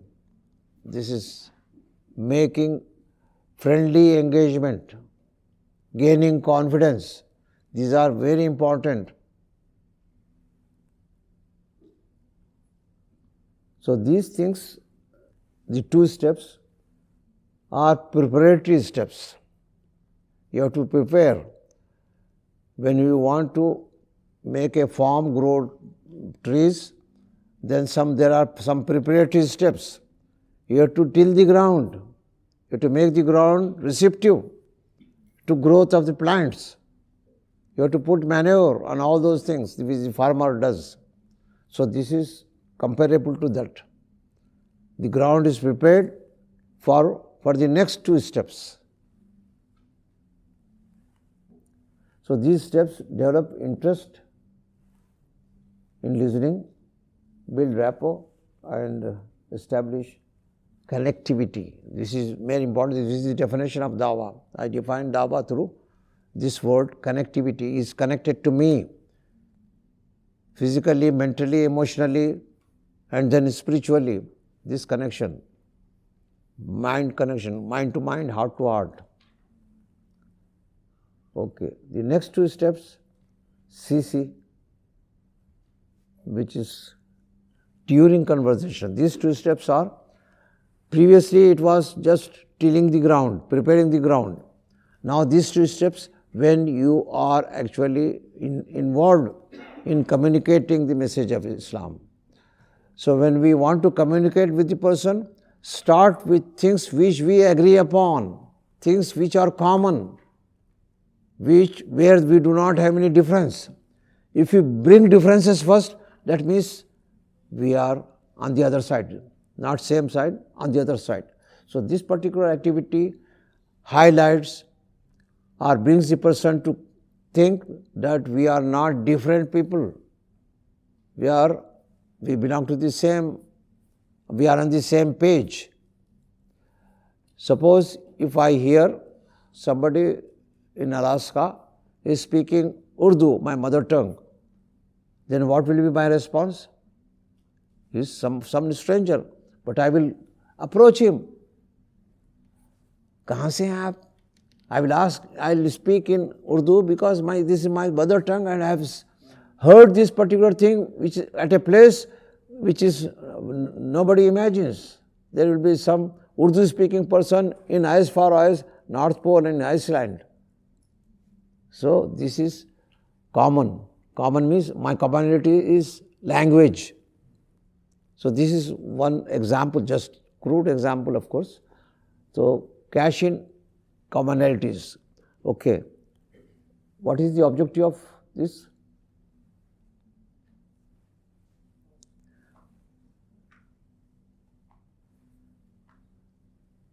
This person who was having a negative impression about Islam starts thinking what I was believing was not correct, rethinking. So preparing the person to consider you are also a similar like him. He is not the other, but are the same. Then comes discuss the difference. Okay, let us talk more. Now going to be time. When we say commonalities, what I am referring to? There is a non-Muslim, I have to share with him the commonalities. What do I mean by this? Example? Any example? Faith. Sorry? Faith. Faith, of course. I am discussing the faith. I am conveying the message of the faith. So, if he is Christian, there are so many things common. So, I have to start discussing with a Christian. I believe also Jesus. There is no Muslim who can be Muslim without faith in Jesus. This is very important thing. This person might know or might not know. Okay, even if he knows, he is not clear about what you believe. Then we say, I believe that he was born without human father. Oh, yes. Not only this, I believe he performed great miracles. Not only this, we believe also in the second coming of Jesus. Many Christians, they don't know. But when they hear this information, when they get this information, they start thinking, oh, these people are so close to us. No other community believes all these things except Christians and Muslims. Jews don't believe. Jews believe that Jesus was apostate. That's why they wanted to kill him. That's why crucifixion, the story, they were enemy of Jesus, Jews. No other Hinduism don't have concept of Christianity, Christian Jesus, only Muslims. This is a very common thing. Okay, we have Jews, we share, until Jesus, we share all this. What is mentioned in the Bible is mentioned in the Quran, Torah. So we share with Jews. What about Hindus? Do we share anything with Hindus? Yes, we do share. But what are those things which we share? Only the, the issue, but without proper understanding. For example, issue of God, but their understanding of God is everything which looks very important, which is helpful, is taken as God. So they believe everything is God. Anything is God. Idols will be God, human beings will be God, monkeys will be God, elements, all these gods. So when Muslims explain, it is not everything is God, everything is God's, apostrophe S. Everything belongs to God. He is the creator. Anyway, this is a side issue. But the concept of God is there. But the God is imagined in a different way. So when we convey, start basing on concept of God and their holy scriptures, Vedas, they have the concept of monotheism. And there is a sect, Arya Samaj. They are not idol worshippers. They worship one God. In Hindus, not all Hindus are same. There are Hindus, we are very close to Islam. There are Christians very close to Muslims, some denominations. So these are the things which we can share. Yes. What was the name of that sect in Hinduism you just mentioned? Arya Samaj. Arya Samaj. A-R-Y-A. Can you write it on the board for me, please? For everybody? I've never heard somebody mention it as monotheism, as part of monotheism, so it's very interesting. Arya comes from Aryans, the race of Aryans.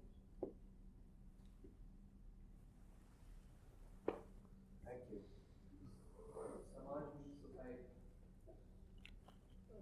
Group or tribe of people. They don't have idol worship. This is God. Okay, what about life after death? They believe in life after death, but in a different way. They say we will come back again in a different form. If you are a good human being, you will join with the Creator. If you are a bad human being, you will getting rebirth as an animal. And there are so many theories, philosophies, mythologies. There is no filter, they don't use this filter of thinking, intellect, aql. Everything has to pass through that filter to make pure. But they do not have. Anyway, so Hinduism also basically has the basic issues identified. They identified there is a paradise and a hell. This concept is also there. How come the oldest religion, as they claim 5,000 years old, they have the concept of heaven and hell. This is the concept in Islam. Where from it has come? So these are the common things. So when we start saying that yes, we also believe in Swargam, Narakam, these in Sanskrit, Swarg and Narak, paradise and hell. Anyway, I will not go into those details. There are commonalities. Now, I ask this question. What about an atheist or an agnostic who doesn't believe in God? What can I share with him? Commonalities. What are the commonalities? Do we have anything common with him? Yes or no? Yes. Sorry? Yes, human values. Even if he is agnostic, he will not believe cruelty as a valid way. He will be a kind person, showing kindness to animals. Animal rights, they are the people who environmental care, Greenpeace, all those things, they may not necessarily be the religious people. They may not believe in God, but they have these values. These are from Islam originally. Islam has given them these values, and they have not following the religion formally, but this is the Islamic concepts which are available to them from their forefathers or ancestors, because originally also from the time of the first prophet until the last prophet, this information was available to humanity. So, the bottom line is, we have commonalities with every human being. Only thing, you have to discover what is common and start conversation with this. Not what is wrong, where we differ. If you start with differences, that means you yourself are trying to say we are different people. Now, no, you should not say like this. We are same people. You are also human being, I am also human being. This is commonality. So, starting with commonalities is excellent for rapport building. Talk about, yes. Brother Ahmed is saying Big Bang Theory. Yeah. Brother Ahmed is saying Yeah. Big Bang Theory. He's sharing Yeah, what is Big Bang Theory? another commonality between agnostic and Yeah. No, there's so many things which are scientifically discovered. They have most of the things based mentioned in the Quran. Quran is not a book of science, but it mentions about the created things in such a fashion they are verified scientifically very accurately.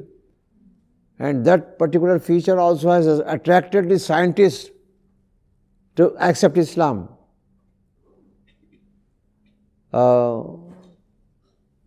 Keith Moore from Canada, he is one of the example, and he studied the Quran. He found some verses from the Quran regarding the human child. Embryology. Sorry? Embryology. embryologist. He was embryologist. And he studied this, he quoted from the Quran and put parallel to his research, and he showed it mentions like a leech, and he said this is the most proper word. And it so happened, fortunately, there was one tour, guided tour I was giving in Al-Fateh. There were some Canadians in the group. I mentioned this. He said, I am his student, Keith Moore's student. I said, what I stated, do you agree? Yes, yes. He said that. So I got immediately for this, that time audience, there is witness to this, what my statement. Anyway, this is a different thing. Okay, let me proceed.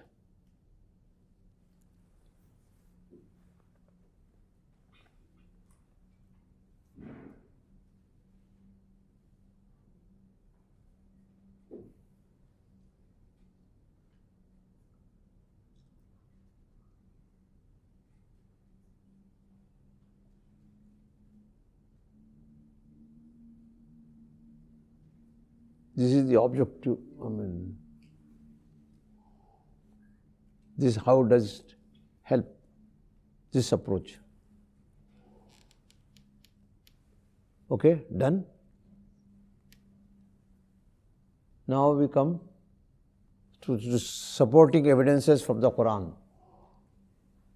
There are many evidences, some are only quoted, you may add, if you like, more.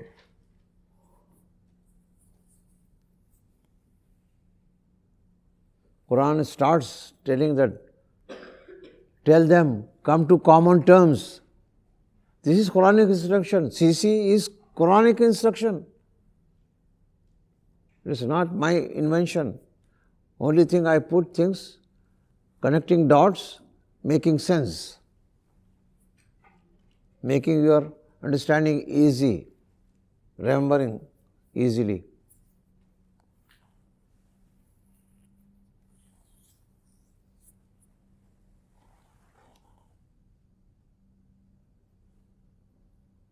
Okay. Now, covered two steps. One before interaction, preparatory steps. During interaction, conversation about faith. Then next two steps. After the job is done, then you have homework to do. What is that? EE.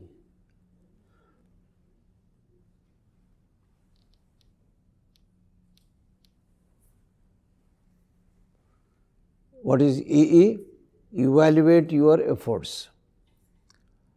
It doesn't necessarily mean to point out what was wrong in your efforts because this person did not say Shahada, but evaluate what efforts. Don't criticize the other side, non-Muslim, that I spent so much time on him, on so much explanation, but I found him a hard nut to crack. I wasted my time, energy and money spending on him for nothing. No, this is not correct. You have to evaluate what sort of way you proceeded, what was the mistake you think in your analysis you made, which did not produce the positive results. So it may be your mistake. But you found, yes, it was successful. The person made Shahada.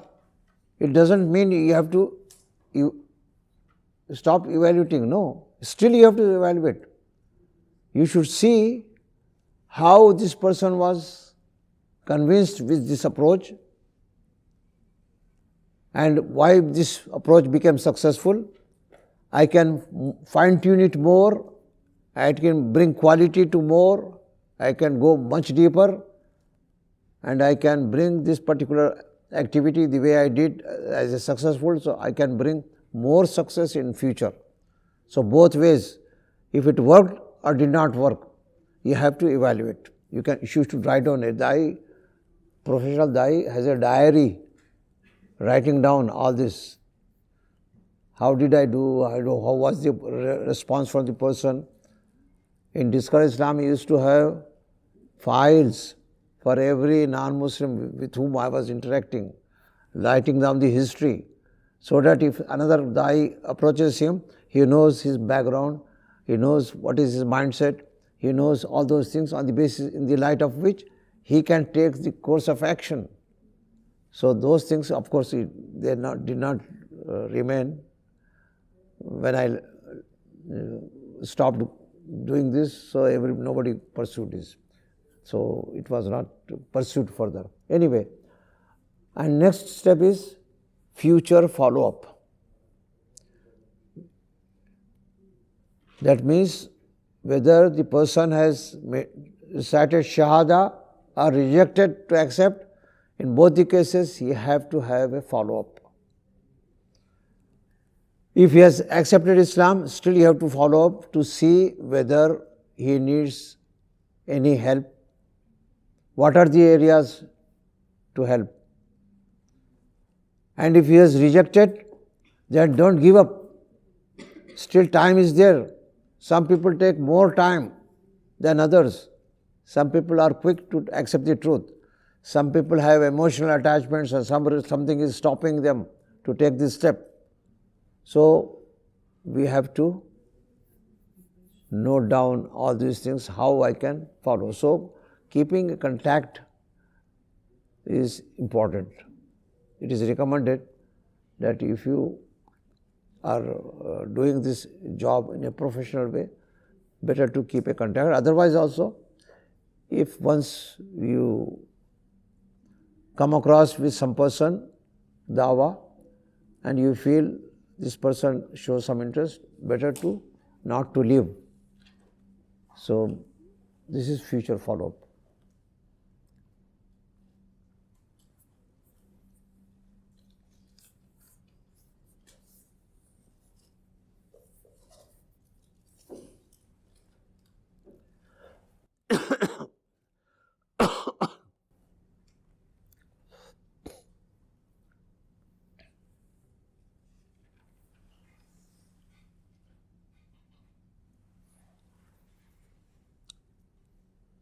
We have exceeded 15 minutes. I'm sorry for this, but this is it, the end of my presentation. There are so many things I had to skip because all those things, of course, very relevant, but cannot be covered in this short span of time.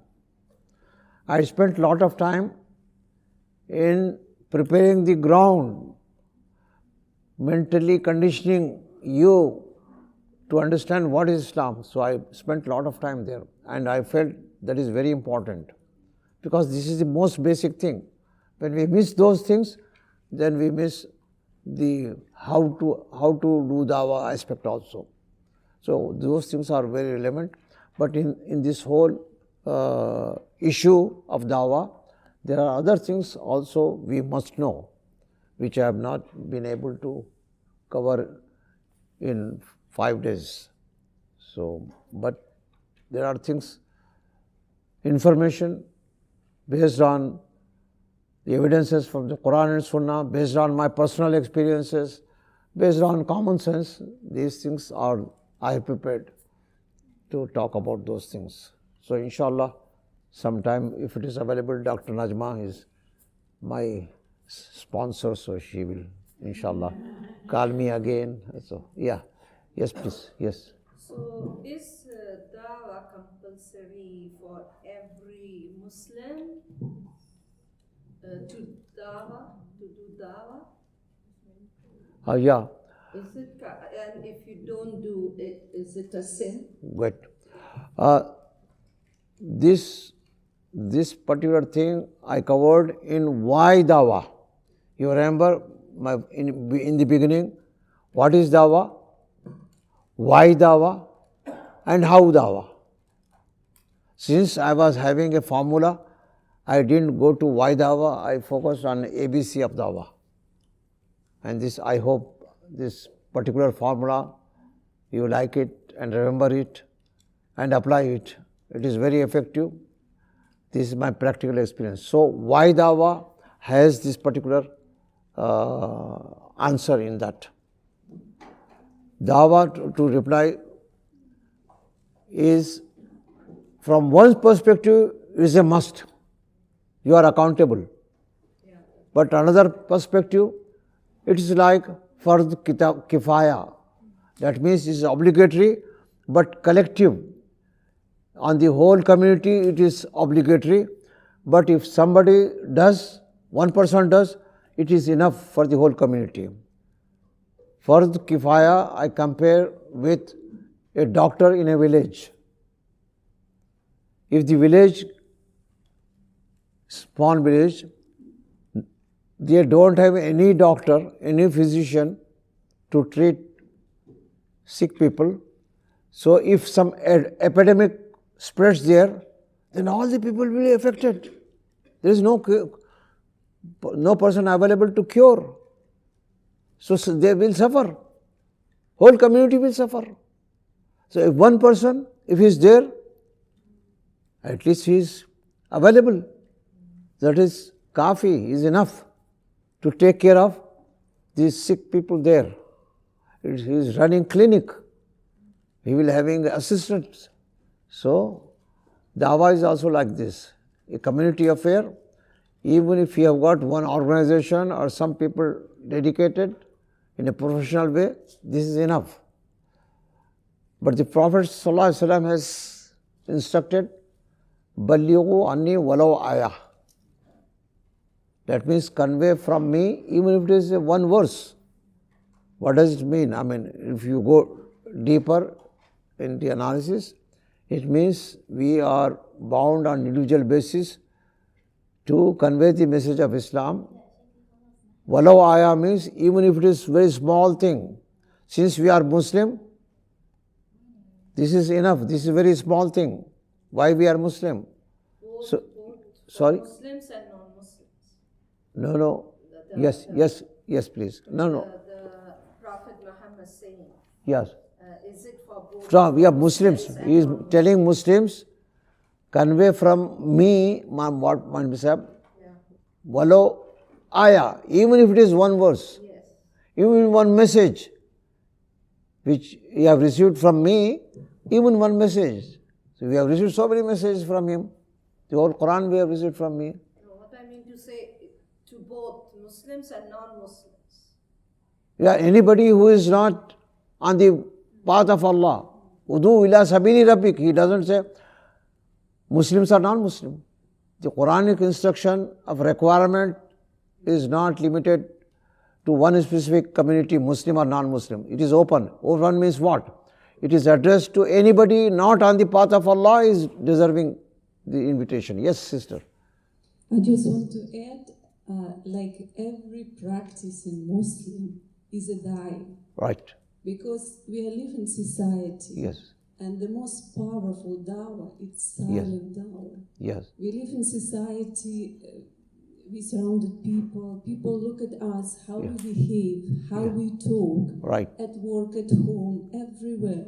This is our dawah. Right. So we are all dying. Yes. But the result of our work we can see. Yes. That inshallah. Inshallah. Help us all, inshallah. Jazakillah khair for sharing this. And this is very true. Ballighu anni walau ayah, you can apply to what sister said. But are we behaving like a Muslim? Through our character, are we telling? No. That refers to, even if you don't, the Prophet is telling, convey. What way? Through speech, through actions, nothing is convey. So there are many ways to convey. And one way is your behavior. This is one very valid way to convey. And this obligation of conveying is done if you apply Islam on yourself. You behave like a Muslim enough. This is conveyed. This is dawah you have done. One last question. Yes. It's stated in the Quran and so through Sunnah that we have to be dais, right? Yes. What about Christian missionaries? Yeah. Why do they do? Is it mentioned in the Bible, or what is the idea Yes. of them to convert everyone to Christianity. Yeah. So why do Christians? Yeah, good question. And I talked about this person. Yeah. He wrote the book, A Deadly Misunderstanding. In this, he mentioned that no teaching of Jesus prompts you to do dawah, missionary work, the way they are doing. Then why we should do? He was questioning that. Anyway, truly speaking, there is no such instruction as we have in Islam, but still they are doing. They are doing for one reason. They feel they have the Savior in the person of Jesus, Savior of humanity. So anyone who believes Jesus died for your sins is saved. They have the formula. So they want to share with the humanity. It's a very good thing. And this is the requirement of Islam, and Muslims have not paid any attention, but they are doing. That's what I was surprised when I was working as a geologist in Himalayas, some remote place, state, hilly state, bordering China. The state name is Mizoram. I find 90% Christians there. 90% majority, dominant majority is Christian. How come Christianity reached such a remote place? The history there is Irish missionaries were coming there from Ireland. Where is Ireland? Where is Mizoram? And Mizoram is malaria affected. It was at the time when this work was done. It was 150 years ago. Malaria affected. People were falling sick. So Irish missionaries, what they were doing? They were using the formula. They were offering the medicine, quinine. Quinine is the medicine for malaria. So they said, take this pill in the name of Jesus and he will be cured. And the fever is gone. Oh, they are trapped with such things. In missionary work, they, by hook or crook, they want to catch the fish. And our dawah is not catching the fish. Our dawah is to transformation, yes. To bring a change in this, to make them real human. You should have human feelings. This is the change. Not trapping for the sake of one particular purpose. They are doing a good job and hats off to them. They are doing excellent work, very dedicated work. I wish Muslims do the same way. They are mandated to do, but they are not doing. Kuntum khaira ummatin ukhrijat linnas. You are the best community who was raised up to guide humankind, to be leader of humankind. And we are not. We are becoming imitators, not leaders. So this is our tragedy. So, why this is happening? To me, we are not able to internalize Islam. Our Islam is only academic Islam. Our Islam is only ritual Islam, formality, habit, inherited from parents. That's why we are Muslim. No. We have to internalize Islam, means our thinking should be Islamic. Our feeling should be Islamic. Our behavior should be Islamic.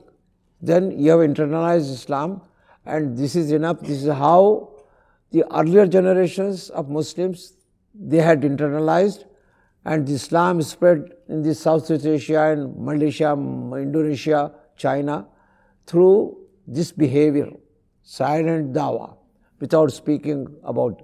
Of course, in the course of interaction, when they found these Muslims very attractive, so they approached, they asked further details, so in the course of time, they became Muslim. So if every Muslim is really following Islam in true sense, internalizing Islam, there is no need for dawah organization. There is no need for discover Islam. Every Muslim is da'i, as sister pointed out, provided you have this behavior. And behavior comes if you understand properly. You internalize Islam. So, this is the. So, I hope I could succeed in conveying my knowledge, limited knowledge and experience in the field of dawah. And I'm glad that you are all showing interest and showing that you are benefited. If anything which was not proper, please excuse me. My apologies. And whatever I'm trying to do is sincerely for the pleasure of God, Allah subhanahu wa ta'ala. May Allah accept my efforts. Jazakallah khair. Jazakallah khair.